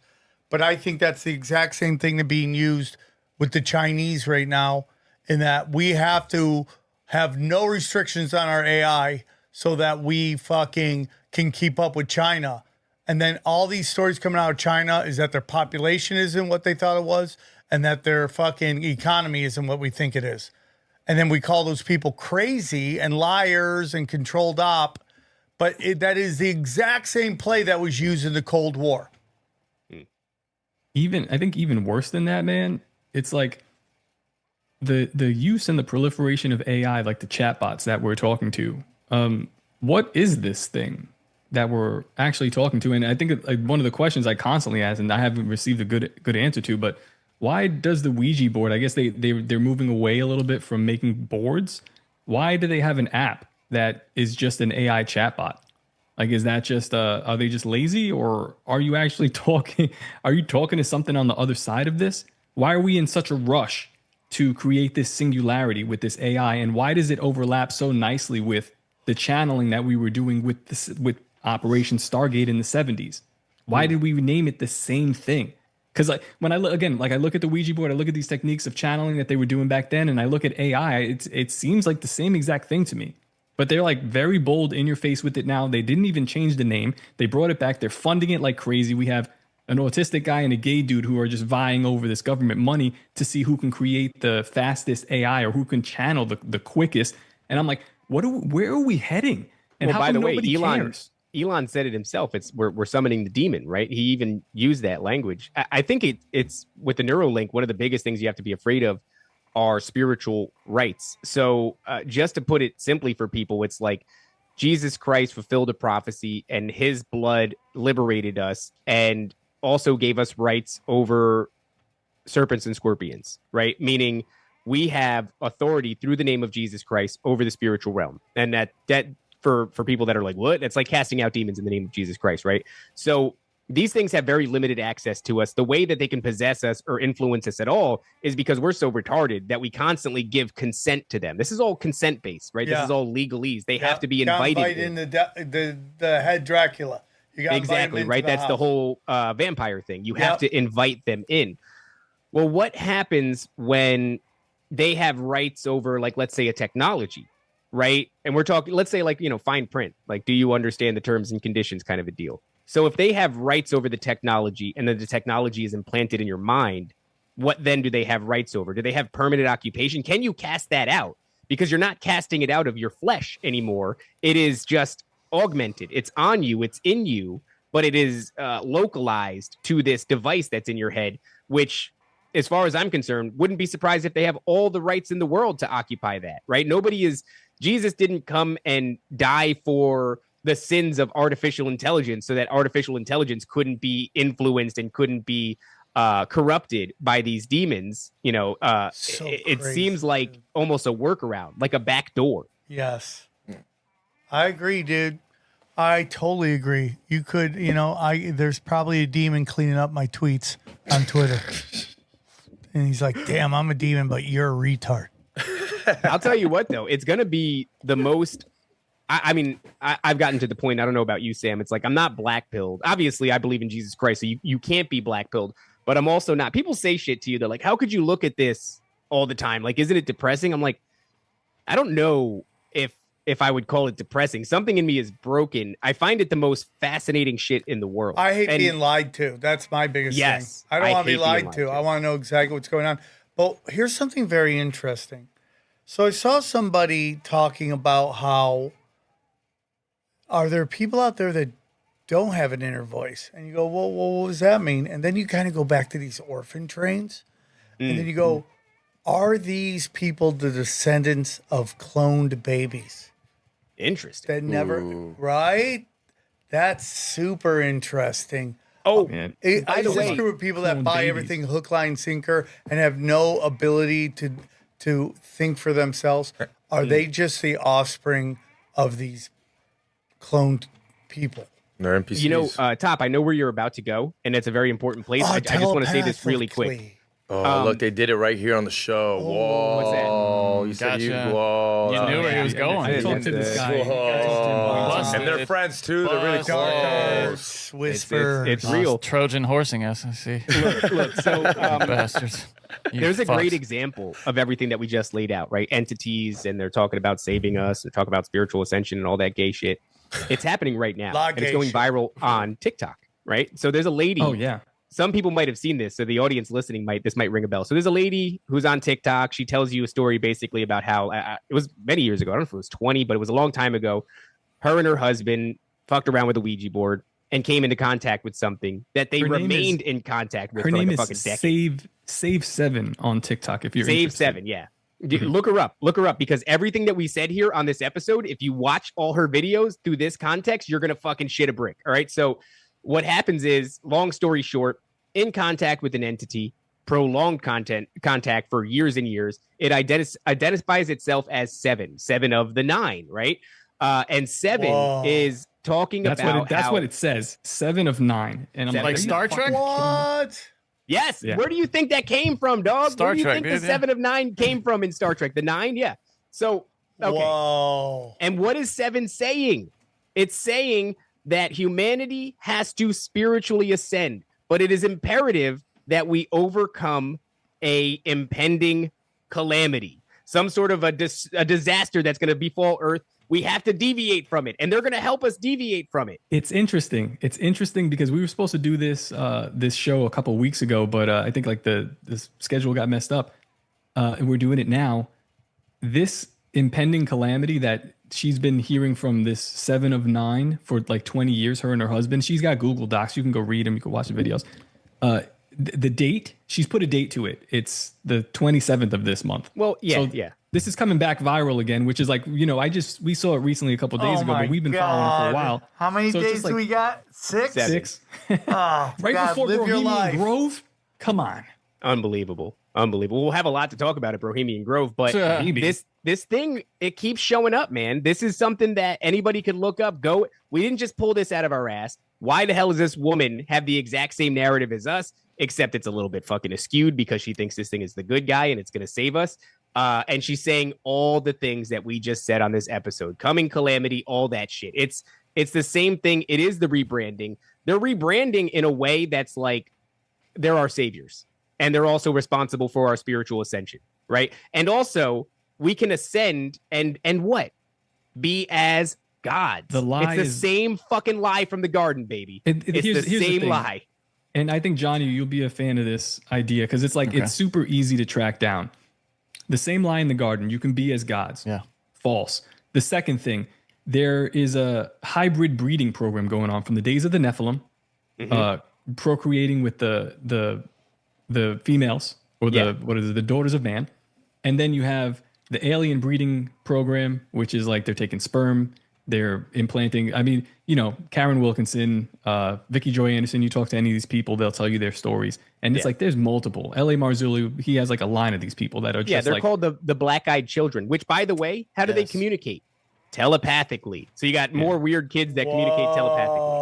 Cloning, you got, and this is another thing, Elon Musk with this fucking cloning program. I don't think he's having sex with these bitches at all. Dude, look at how awkward this guy is. He's got all these kids all over the place. Ashley St. Clair, yeah, right. Like, this is a breeding program. The CEO of Neuralink, he has a contractual agreement with her to have his babies. I don't know what the fuck that means to anybody else, but yeah, so the people that are going to put the chip in your head have a contractual agreement with each other to procreate children. And we know that he has a proclivity to use things like IVF with his first wife after the death of his first son. They're using IVF for designer babies. And I think that he's continued this process. I don't know what this guy is after, but it looks like a breed. Everything looks like a breeding program. Which Everything is looks like Jeffrey telepathy. Epstein as well. Mm-hmm. Right. Yep, Zorro Ranch. That's right. This is so like, it's like, what the fuck are you guys doing? I'm sorry, but what are you guys doing? What are you guys doing out here? It's like The it's pattern. constant. John of That's all God, we are, right? You dude. remember that guy in Brazil? He was just impregnating women. Yeah, it's the Mexicans and Satanists are outbreeding us. It's a real problem. Wasn't John of God doing the same shit? Oprah Winfrey's homie with the Save the Women Foundation. One of He's doing a 5 breeding people program as well. In 1 year, they got arrested and tried for child sex trafficking. directly associated with the Clintons. Clinton Foundation. Yeah. Yeah. The Brahemian cult with it's the Jewish star with the Nazi symbol inside, which of course it's just like, Jewish star is as above, so below. And the Nazi symbol represents the North Star and the pattern in which it goes. Very powerful symbols. Or the Dipper, actually. The Dipper. The Big Dipper. Yeah. So it's like powerful astrological symbols and, that metaphysical. they demonize so we can't look at them. Yeah, they invert them. That's what they do. They invert. You can use them. They're powerful. You can use them. So when you put them both together, you put them in an occult that is specifically about worshiping the Elohim, which Elohim is just a classification. God, the angels, the fallen, the ones that are still up there are all Elohim. There is one on top. Thou shalt take no gods before me. That means there is a capital G. The rest are lowercase. It's an entity. And this is what they're worshiping. They're saying you could watch the Netflix and, it's a sex cult. Of course, it always goes to a sex cult, but they're singing their songs with their guitar about the Elohim coming down and blessing us. Also, on the other side of it, they're just running a cloning program. Like this is like, it's fucking wild. And I'm like, oh, just by the way, like again, Netflix is like, yeah, can you believe this guy fucked all these guys' wives? Also, he's cloning babies. They're just trying to clone. We're not high ranking intellectuals here. We're low thinking pattern recognizers. We're retarded, right? But we recognize patterns. And when I see hybridization program, when I see Jewish people, when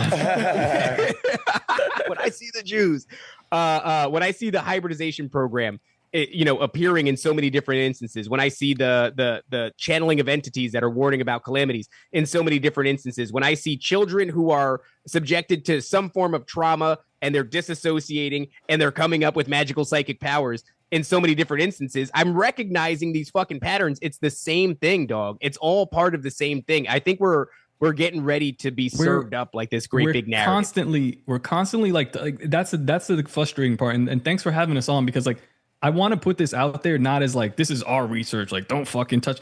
I'm putting it out there because like we're touching this thing. I'm constantly touching this volleyball, and it's like the volleyball spinning in the water and you can't quite get it to like stay straight or grab it. And it's just kind of, this is what is going on. I'm getting to look at all the sides of it, all the colors of the volleyball. And I'm like, this volleyball fucking sucks, but I need to know why. And I can't what this really figure it out. It's really a call to arms. We talked to Isaac Weissep. Love that dude. And when we laid this out for him, he had so much to contribute to it that confirmed it. We talked to Ryder Lee. When we laid this out for him, he had so much to contribute to it to flesh it out. Every time we talk to a homie about it, they have pieces of the puzzle. There are people that are listening to this right now who are freaking the fuck out because this is so prolific. There's no doubt in my mind, Sam, that you have fans who are abductee victims. So that means that right now there are people that are hearing our voice who are freaking the fuck out because they were abducted by aliens, and the aliens said the exact same shit that we just said. And they right drank now on your the show. pink drink. Yes, the pink drink. That's right. Don't drink the pink Sipping drink. on that Pink scissor. drinker over here. I don't remember that. I don't remember. So, I anything mean, about that. honestly, what I want to say is if you're listening to this, if you're a content creator who's listening to this, if you're somebody who's experienced this, if you're somebody that has a piece of the puzzle, Buy reach tickets out. to Brohemian Grove. Really quickly. By the way, on the CE5 Stephen Greer shit, right? Oh, yeah. So obviously he's part of the big UFO disclosure that's coming. We had somebody on our show write in recently where they were trying to astral project, and they're looking into the Gates program, and they're finding out that the way to astral project is to sync the hemispheres of the brain. And the way to do that is by exposing yourself to binaural beats. And these binaural beats can be tuned to different frequencies. This guy who wrote into us said, I found a frequency that basically, after I listened to it, resulted in nothing but alien abductions, experiences, sleep paralysis, demonic encounters, and poltergeists. And he moved away from it. He stopped fucking doing it. Can we know what that is so we never go near it? Yeah, for sure. Stop doing that. Well, I don't know what it is, but it's a funny... Binaural beats. So this is crazy. No, actually. He's saying what's the frequency? Oh yeah, I don't know. I asked him for it, but if he shares it with me, I'm not going to share it with anybody because how about it's fucking stay very away dangerous. from this fucking frequency? Well, whatever it is, I'm sure we're being exposed to. It's probably happening. I don't know. We're probably watching Dude, like, I was Love in- on the Spectrum, and they're fucking pumping it out to us. Listen to this, dude. I went on vacation with my wife for our 10th anniversary of marriage. Thank you. Everybody clap. Yes. Went to St. Thomas, the worst island in the world. The first place I went to was, it was like a smoke shop. We went in there. In the back, there was a weird club. I met some weird people who were into conspiracy. This Had lady's some weird telling me sex. about, had some weird sex with some weird people. They were telling me about this woman's telling me about her autodidactic writing, where she's just she's drawing and then she's channeling or downloading and writing. She's showing me the video, what looks like ancient Enochian. And I said, interesting, because I'm very guarded in this place and I'm trying to get information from her. I said, what do you use to channel? Are you on DMT? Are you a mushroom? She said, no, I don't do any drugs. I said, binaural beats? She said, oh, yes, binaural beats works well. And it's like just a consistent through line of like, okay, it's binaural right beats there. It's getting you to channel entities that are getting you to write down ancient Enochian or whatever David called it. It's like some kind of weird. It's the hierarchical numerics. It's a written language that was used by the priest class in Greek or in Greece and Egypt. It's basically something that was exclusive to them. It's the same. I'm going to find the video and I'll ask her to send me the video. I'll send it to you, Sam. It's the same inscriptions that are written from the guy that's looking through the red laser when he's on DMT. I don't know if you guys are aware of this. Have you seen that? Yeah. Guy takes a laser, does DMT, somehow sees like written code inside the laser. No. Yeah. This bitch is writing the same I saw thing. that. I haven't seen that. No. Yeah, I thought it was fake until we talked to Cult of Conspiracy and they had the guy on. And then I showed them the text, the hierarchical numerics that were found on one of these eggs that they retrieved, this UAP egg that they retrieved from a mountain range. And you could see this text all over it. I showed them the text and they went, that's fucking it. That's the written language that this guy sees.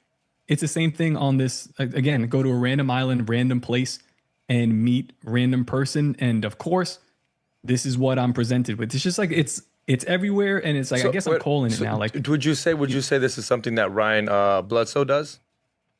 Ryan Bledsoe is the guy that sees the entities. The guy that sees the entities. He brings whenever he's in the middle of the woods. It's his dad, he claims, right? Chris. Chris or Ryan. Yeah. That's why I don't know which one the dad is, but the dad's the one who sees the entities. He's doing CE5. Yeah, he's channeling. He's calling them in. He thinks he obviously thinks much differently than us. He doesn't think that they're he thinks they're good entities.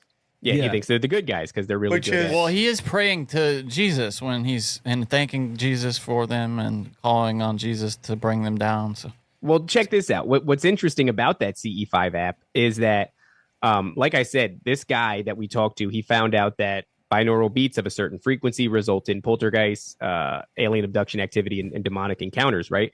So Stephen Greer releases this app, and he's using basically this app to telepathically bring in UFOs. And there's a lot of videos of these things. I'm not doubting that this is the case. He's documenting it. And you see this happen. You see them appear, and it seems like he can call them on command. This guy, and I guess I might be giving away something here, but this guy that found that frequency for himself then went and investigated the CE5 app and found that the binaural beats, which, by the way, is what the CE5 app uses. It uses binaural beats to call in these fucking UFOs, are tuned to the same frequency that he found resulted in abduction, demonic encounters, and sleep paralysis and shit. Welcoming into darkness, dude.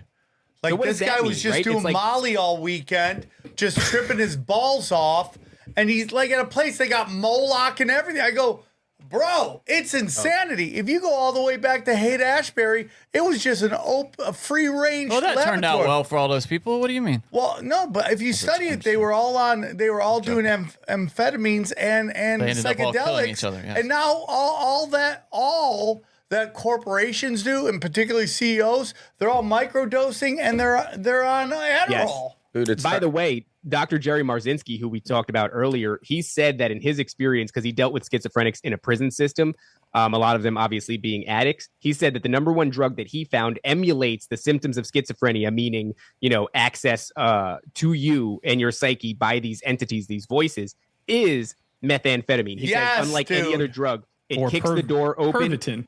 Pervitin. Right. Where's that come from? Used by the Nazis. Used by the Nazis. I've said this before, Johnny, on this show, that I was in recovery. I had a problem with speed, and I would drive around when I was looking for drugs, and I would see tweakers, and I'm like, they look possessed, dude. They look like they're possessed by an entity. Mm-hmm. Isn't that interesting, though, that the Nazi regime is all on Pervitin, which is essentially methamphetamine, and it closes the circle again? It's like it all goes, it's the fucking Nazis to 2025, and that is just one giant closed loop of all the same themes. Hitler, as much of a great guy as Hitler was, he's documented as saying he doesn't do anything without consulting this voice, and this voice is called Providence. Yeah. This voice has gotten him out of near-death situations. any kind of war tactics or maneuvers, he says, I do not move until Providence says so. Do you think Providence told him to sell his ass way back in the day when he was a boy hooker? He almost got hit by a missile, and he writes that the voice told him very clearly to like step over to the fucking left, and he gets up and does it, and all of a sudden the homies that he were just hanging out with get missiled. They get fucking blown to smithereens. I also think there's some Paul Bunyan shit about Hitler too that they tried to sell son. Yeah, did that voice tell him to invade Russia? I wonder. Well, let me tell you.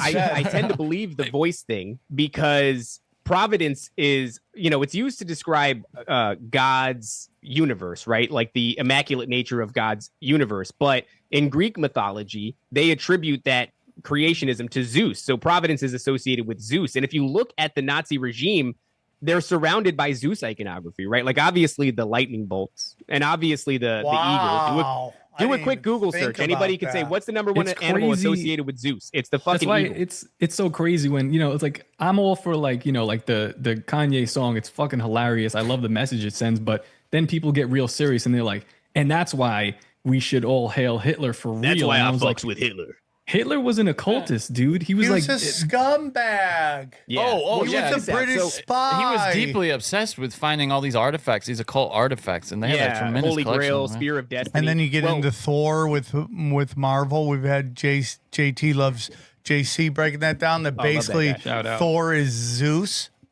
Yeah. So, all right. So check this out. People will go, oh, because he had lightning bolts and an eagle. Like that's fucking everything. We have eagles, right, on our dollar bills and quarters and shit. Good. Yeah. The Zeppelin Tribune Grounds, which is the Tribune Fairgrounds. That's where Hitler gave his most influential speeches from. When he commissioned the artist to design the Zeppelin Tribune Fairgrounds, that artist went to the Berlin Museum and drew all of his inspiration for the design from the Temple of Zeus that was found in Turkey. Turkey used to be ancient Pergamum. And in Pergamum, that's where the Bible says the throne of Satan is, right? So this guy is surrounded by Zeus iconography to the extent that he decides to give his most influential speeches from a place that was designed after a temple that was dedicated to Zeus. And I'm supposed to believe that this guy was not... They use stones from the temple. They use stones from the temple to build it. Well, you can see it in their plans for, they were going to turn Berlin into Germania was the idea, this new city. It was going to be like, and they got some of the pieces built, but not, the scope of what they had planned. And it all looks like it was inspired by that era. Yeah, and it's like, so people will go, oh, well, he was into whatever the Germanic tribes were into. So they're doing all this like Norse mythology worshiping. But if you go to Nephilim Death Squad, our contention is that these are all the same characters. They are the fallen, right? And so they're interchangeable. If you go to ancient Sumerian, you have Hadad Baal, right? In ancient Sumeria. Hadad Baal is described as the king of storms, and he is depicted as holding, it basically just looks like 3 lightning bolts in his fist, right? If you look at an ancient Sumerian picture of Hadad Baal, it's the same fucking characters. They just, rebrand. That's what the name of the game is. All of this is a constant rebranding. Yep, I totally agree with you. All designed by Albert Speer, another guy that completely got away with it. They often do, don't they? Yeah, isn't that funny? It's crazy because they can write. They have their writings and they'll tell you like all their plans. And those writings if you are still study accessible. Hitler, his ascension is the exact same with all of these fucking closeted gay guys. They give up holes and then they get positions of power. It's totally it. It's just like they have him in what is the name of that that institute we talked that kicked off MK Ultra, Johnny? Tavistock. There's a painting of him in Tavistock, and what they always do with everything with that narrative that does not fit the narrative, they always tell you it's not real. It's not true. It's Jewish propaganda. It's like with the Hitler, with the Rothschild thing, right? If you get in the real quick, sorry, Top. When you get into the Rothschild thing, it wasn't the OSS or the therapist that came up with that. It was his fucking niece he was molesting. I mean, like, dude, you can get into all of it. It's like, yeah, even the person that's saying he's talking to the voice that's named Providence, that's his sister-in-law. In her writing, she's talking about that. It's like, dude, that's my whole thing with, like, I don't like Hitler. I think Hitler was a sellout piece of shit that was brought in to destroy Germany from the inside. And let me ask you this. Do you think that it's a coincidence that we keep highlighting how all of this shit, MK Ultra, the UFOs, everything started with the Nazis and then, Operation Paperclip. And then I think we perfected it here. And we're coming to the summation of all of that hard work and effort. And we are also in a Nazi and Hitler appreciation renaissance. It's so crazy. And you listen to people like Leonardo, who I love. She's like, I'll come on debate all the time. I'm like, I mean, it would be. Leonardo knows her shit, but she knows her shit in what I think is a second layer of deception. And that second layer of deception she's new is basically to it. like she's Europa. a new comic. She's new to it, and she's great. I love her. She crushes. I consider her a very close friend, so I don't want her to think I'm speaking ill will of her. But it's like, for you to believe Hitler was this fucking thing that was fighting this cabal is like especially when Germany was on lockdown, and we had. You guys are much better names than me. I forget who the guest we just had on was, but he was basically stating that like he replaced the Jewish bankers with Aryan bankers who did the exact same thing that the Jewish bankers were doing. It's all a game to be played so that they can eventually get. And all Israel is about is the British Empire and the Babylonian bankers controlling trade routes. It has nothing to do with the Abrahamic religions. They're just using that as fucking middle management to do all the dirty work for them. Like if you go, Hitler was this great guy, but why did he give them everything they wanted in the end? A destroyed Germany and the fucking beginnings to control the roots of the Middle East. Is she really saying that? But I haven't heard her talk about this. Is she really saying like he was a force for good?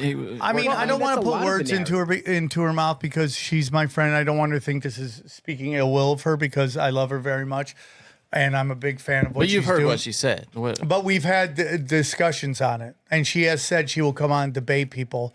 And I'm not against it. I just don't want screaming matches, which I don't think it would be with her. But there's many guests I'd have on that would love to debate her on this theory that, as we know, all these motherfuckers are controlled op. Why would he be any fucking different?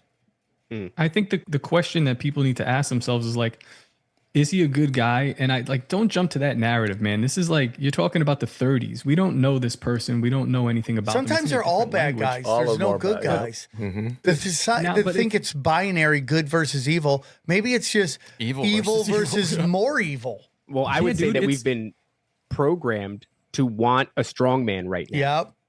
It's fallen versus fallen. It's like these entities over different localities vying for what they're going to do next. And it's like, that's kind of how I see it going on. But I also see it as like I agree with a lot of what they're saying is like, is this problem in America, this JQ stuff that gets a lot of people in trouble? Is this a real problem? Yeah, dude, it's a real problem. This is a knot that needs to be untied. But when it gets untied, you've got to be careful how we move forward with this narrative, because if you move forward with therefore Nazi good, it's almost like, is that where you want us to end up? But certainly we need to take the fangs out of this. That's my opinion on the people who are anti diversity in the sense of that, our diversity is our biggest strength. It really is. Like, I go to like very like homogenous populations, and you just look around and it's all the same people.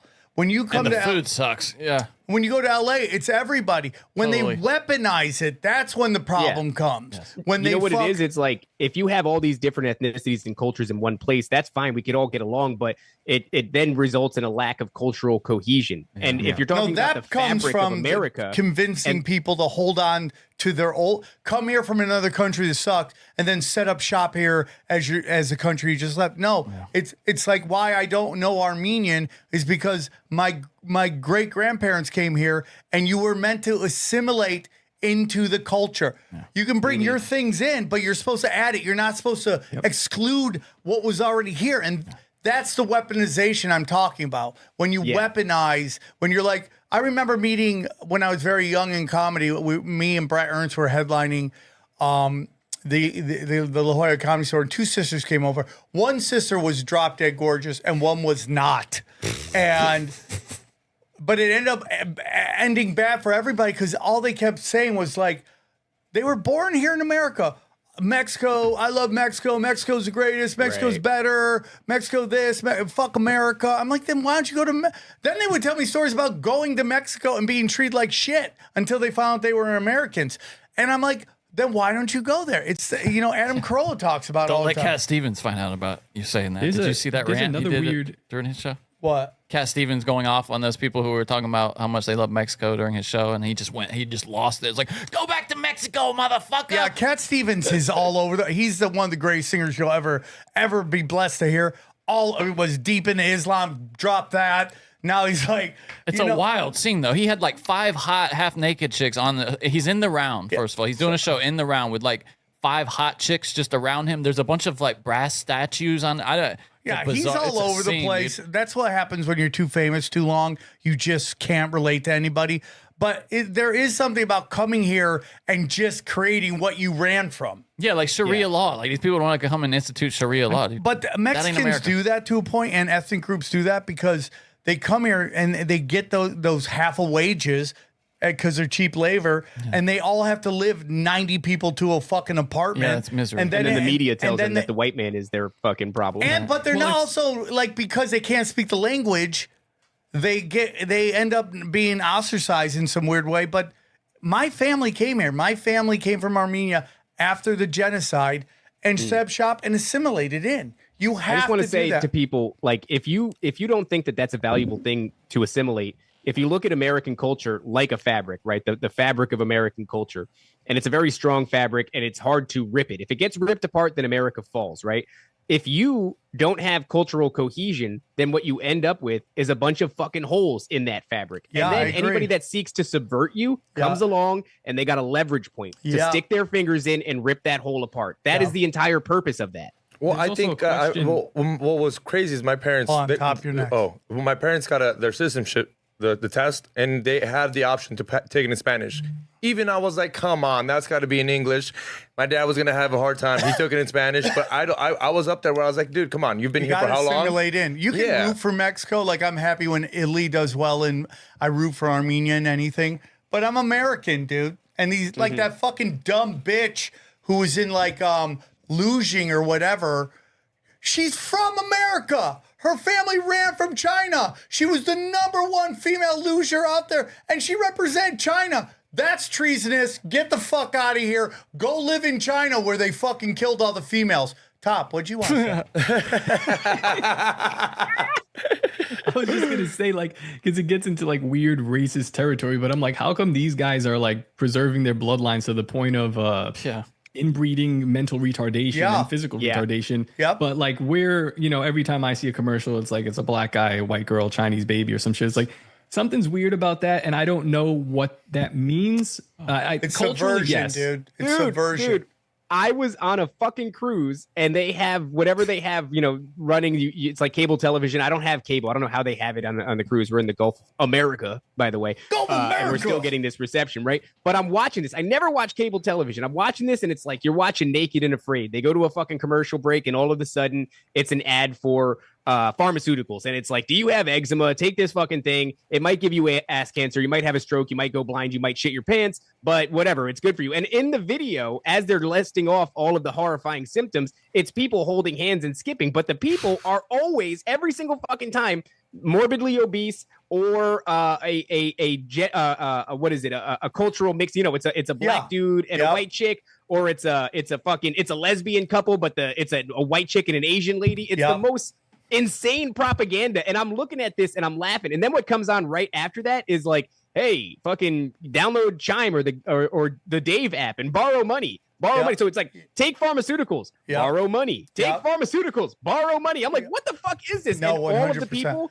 If you saw if you saw the NBA, if you watch the NBA playoffs, every commercial now is gay guys with some kind of disease holding hands, and then a show about an anorexic bitch beating up everybody.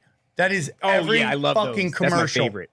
Every commercial. She's a 90 pounds and she just high kicked this fucking 300-pound Russian in the face and he's devastated. And it's just like, it's subversion. It's subversion. It's subversion. It's meant to make you uncomfortable. It's meant to give you anxiety. It's meant for you to go, what the fuck is that? And that's what we get into, the Federal Reserve funding everything, and it's the false reality projected onto our God's reality. I think it's meant for us to call for Hitler.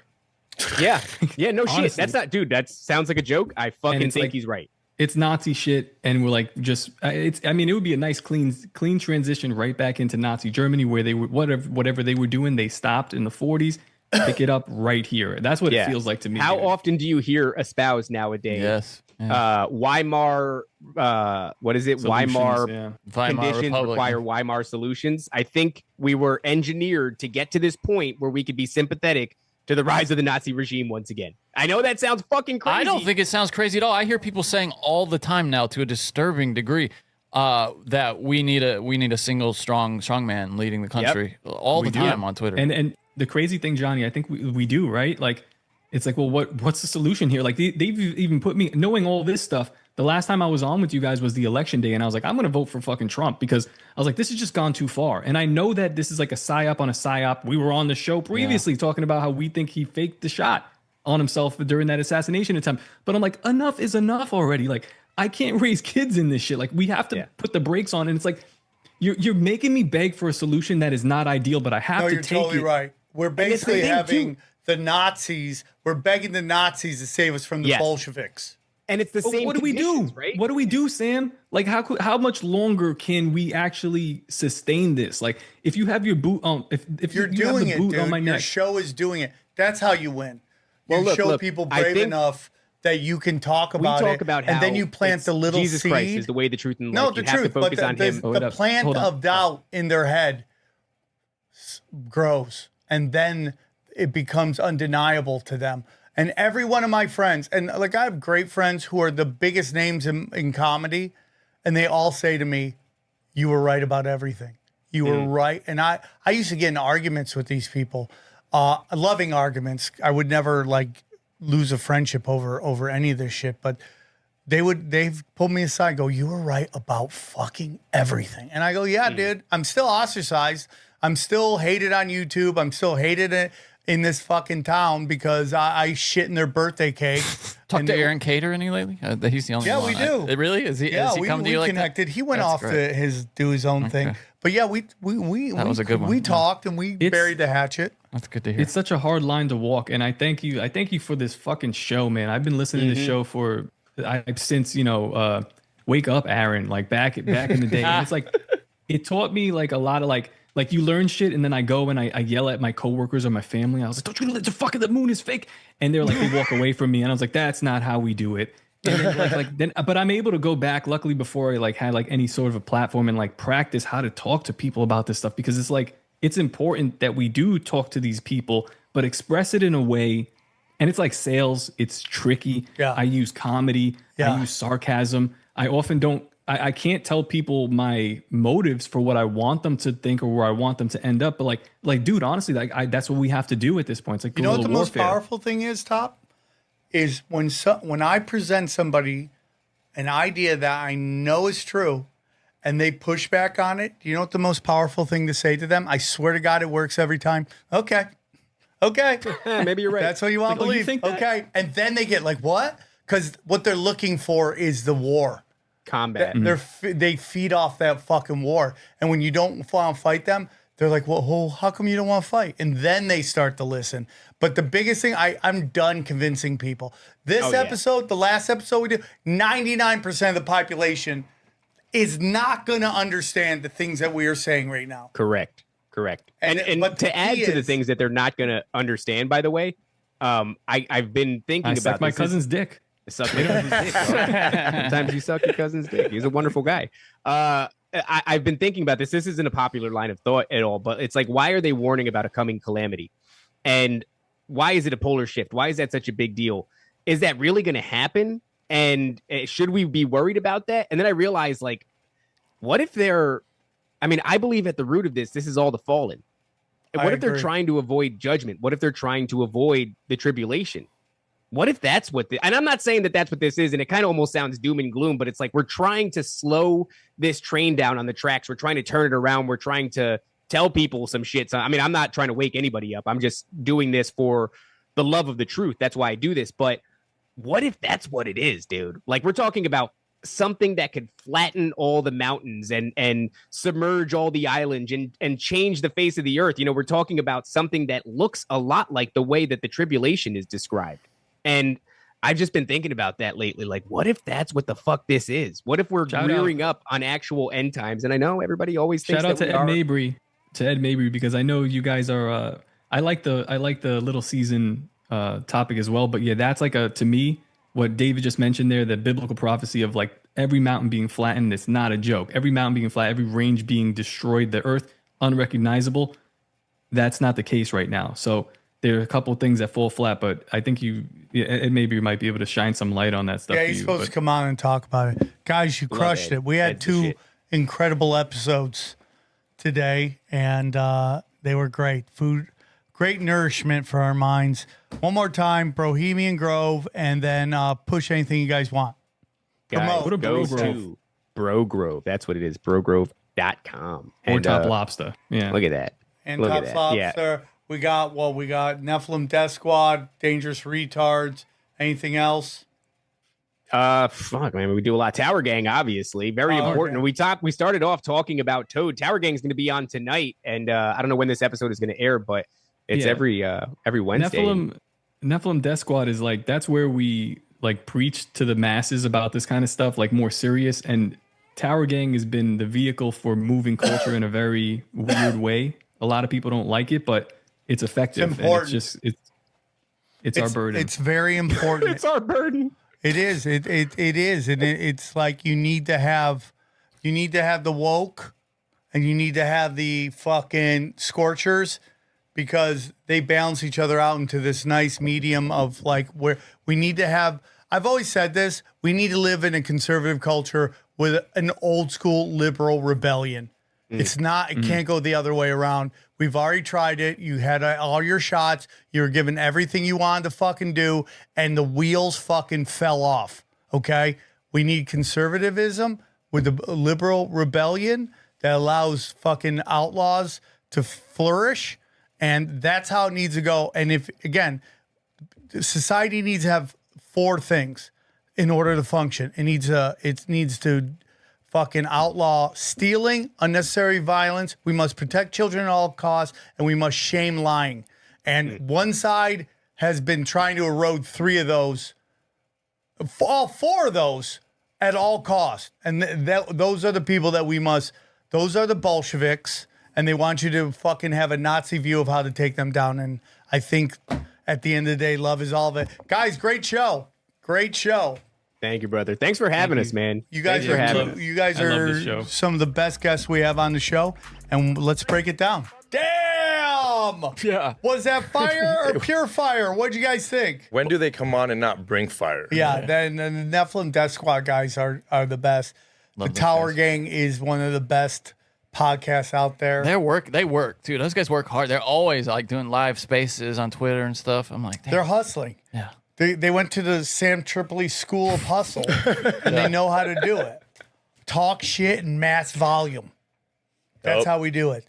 I've been thinking a lot about my career lately. Oh, no. And there's some people I know there's like, oh, it just didn't happen for me. Oh, it happened exactly the way it was supposed to happen. I can't act. I'm functionally illiterate. Imagine being Francis Bacon and coming back and flunking first grade, being functionally illiterate and not being able to add. How did I write Shakespeare, you fucking retards? You think he'd be okay with driving a Mitsubishi? Yeah, do you think Francis Bacon drives a Mitsubishi, bro? No. For whatever mental illness that they haven't come up with a name for yet that you have, you are definitely the highest functioning, most successful I'm a high-functioning, mentally ill person. So we're just banging it, dude. That's all we do is we bang it out, and that's what those guys are doing. I'm going to take credit for creating more monsters. I mean, bro, the Brohemian Grove, that sounds like a little bit like something you would have created back in the day. Well, I was there when it was created. So, and this is why I am where I am, and this is why other people are where they are. Like, I always say Tom Segura and Christina Pajinski are Sam Tripoli if he was organized and intelligent. You know, like, they are organized, hardworking people. The Legion of Skanks, I mean, again, we totally kissed Luis A. Gomez, excuse me. and he deserves it, dude. He is Is that a thing now? What? Louis A. Is he doing that? No, it's always been that. I'm supposed to say that. I forgot to say it. Is it a joke or something? No, that's his. He wants you to say. What's Jay? What happened? Louis J. Sorry, Louis J. Gomez. Oh, I thought. Okay. No. So you Thank you for saving me. All right. I fucked up like I always fuck up my life. But Louis J. Gomez is a master. What had you been calling it? Louis? Were you calling him Louis A. Gomez? No, I was like, I missed it, and then I went with J.A. sounds a lot alike. Oh, okay. And I messed it up. But Louis J. Gomez is a master at podcasting. Yes.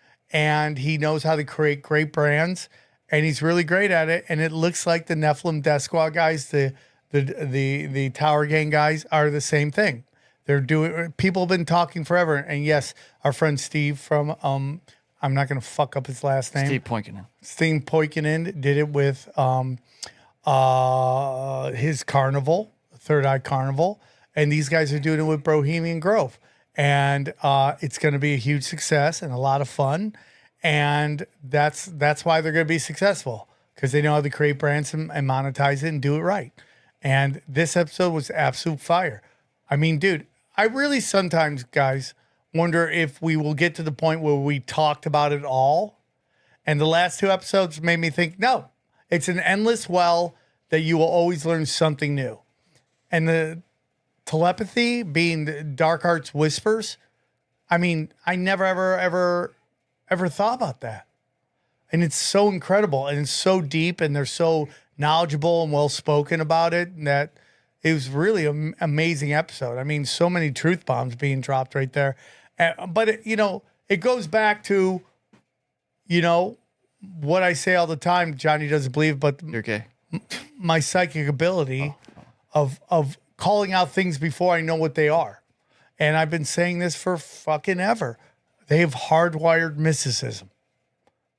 This is what they did. They've been doing it for years. They have unlimited funding because of fractional reserve banking, and they've got it. And now they're putting metals in us. Now that they've equated it to like some nefarious stuff, I actually believe you probably do have some kind of telepathy now. So thank you, Johnny. Thank you. You're possessed by just unbelievable brain demons. You're now second seat. You're third seat. Now that it has to do with autism, you're like, oh, now I can see maybe he does got some psychic. I do believe that my father is the oldest living autistic person. That's what my honest belief is, because he has all of the traits of an autistic person. Yeah, man, it is like they want us to 100% demand that Nazis come curb stomp Bolsheviks. That's exactly what they're looking for. And each side wants their own fascism to be applied to the other side. And when it happens, they're like, yay! And you're like, well, it's going to be used against you eventually. That's exactly what's going to happen. Yep. That they're going to use it against you. Yes. And that was a great example of it. And then they try to rebrand telepathy as like some kind of super skill. I mean, think about the X-Men, Dr. Xavier. He can read your minds. Like, oh, he's so powerful. Professor X. Professor X, yes. It's not Dr. Xavier. Well, it's Professor Xavier. Yeah. Professor Xavier, yes. Exactly. Yeah, I've never been called that. What? I've never been called that. Professor. Oh, yeah. I'm surprised you haven't ran with that. It's unbelievable. So it was a great episode. What'd you think? That was great. I love those guys. They go really hard on Twitter. If you don't follow them on Twitter, that's their main spot. You're missing out. Yeah. They go hard. Johnny, thoughts? Well, I've already shared. I think they're fantastic dudes. I would love to. I'll try to get down there because I would like to meet them in person and hang out. Johnny just wants to go around and see how many groupies he has. No. Johnny's like, no, dude, I'm with a fake girlfriend right now. Yeah. My fake girlfriend would appreciate it. Wait up. Well, you've met her. Do you think he just no, pays? Dude, I'm kidding. It's a bit. This is why we can't have running bits, because she explains him. Come on. Professor X. All right. Yeah, that's why. Come on, Professor X. X is for broken. Don't listen to. That's what his X stands for.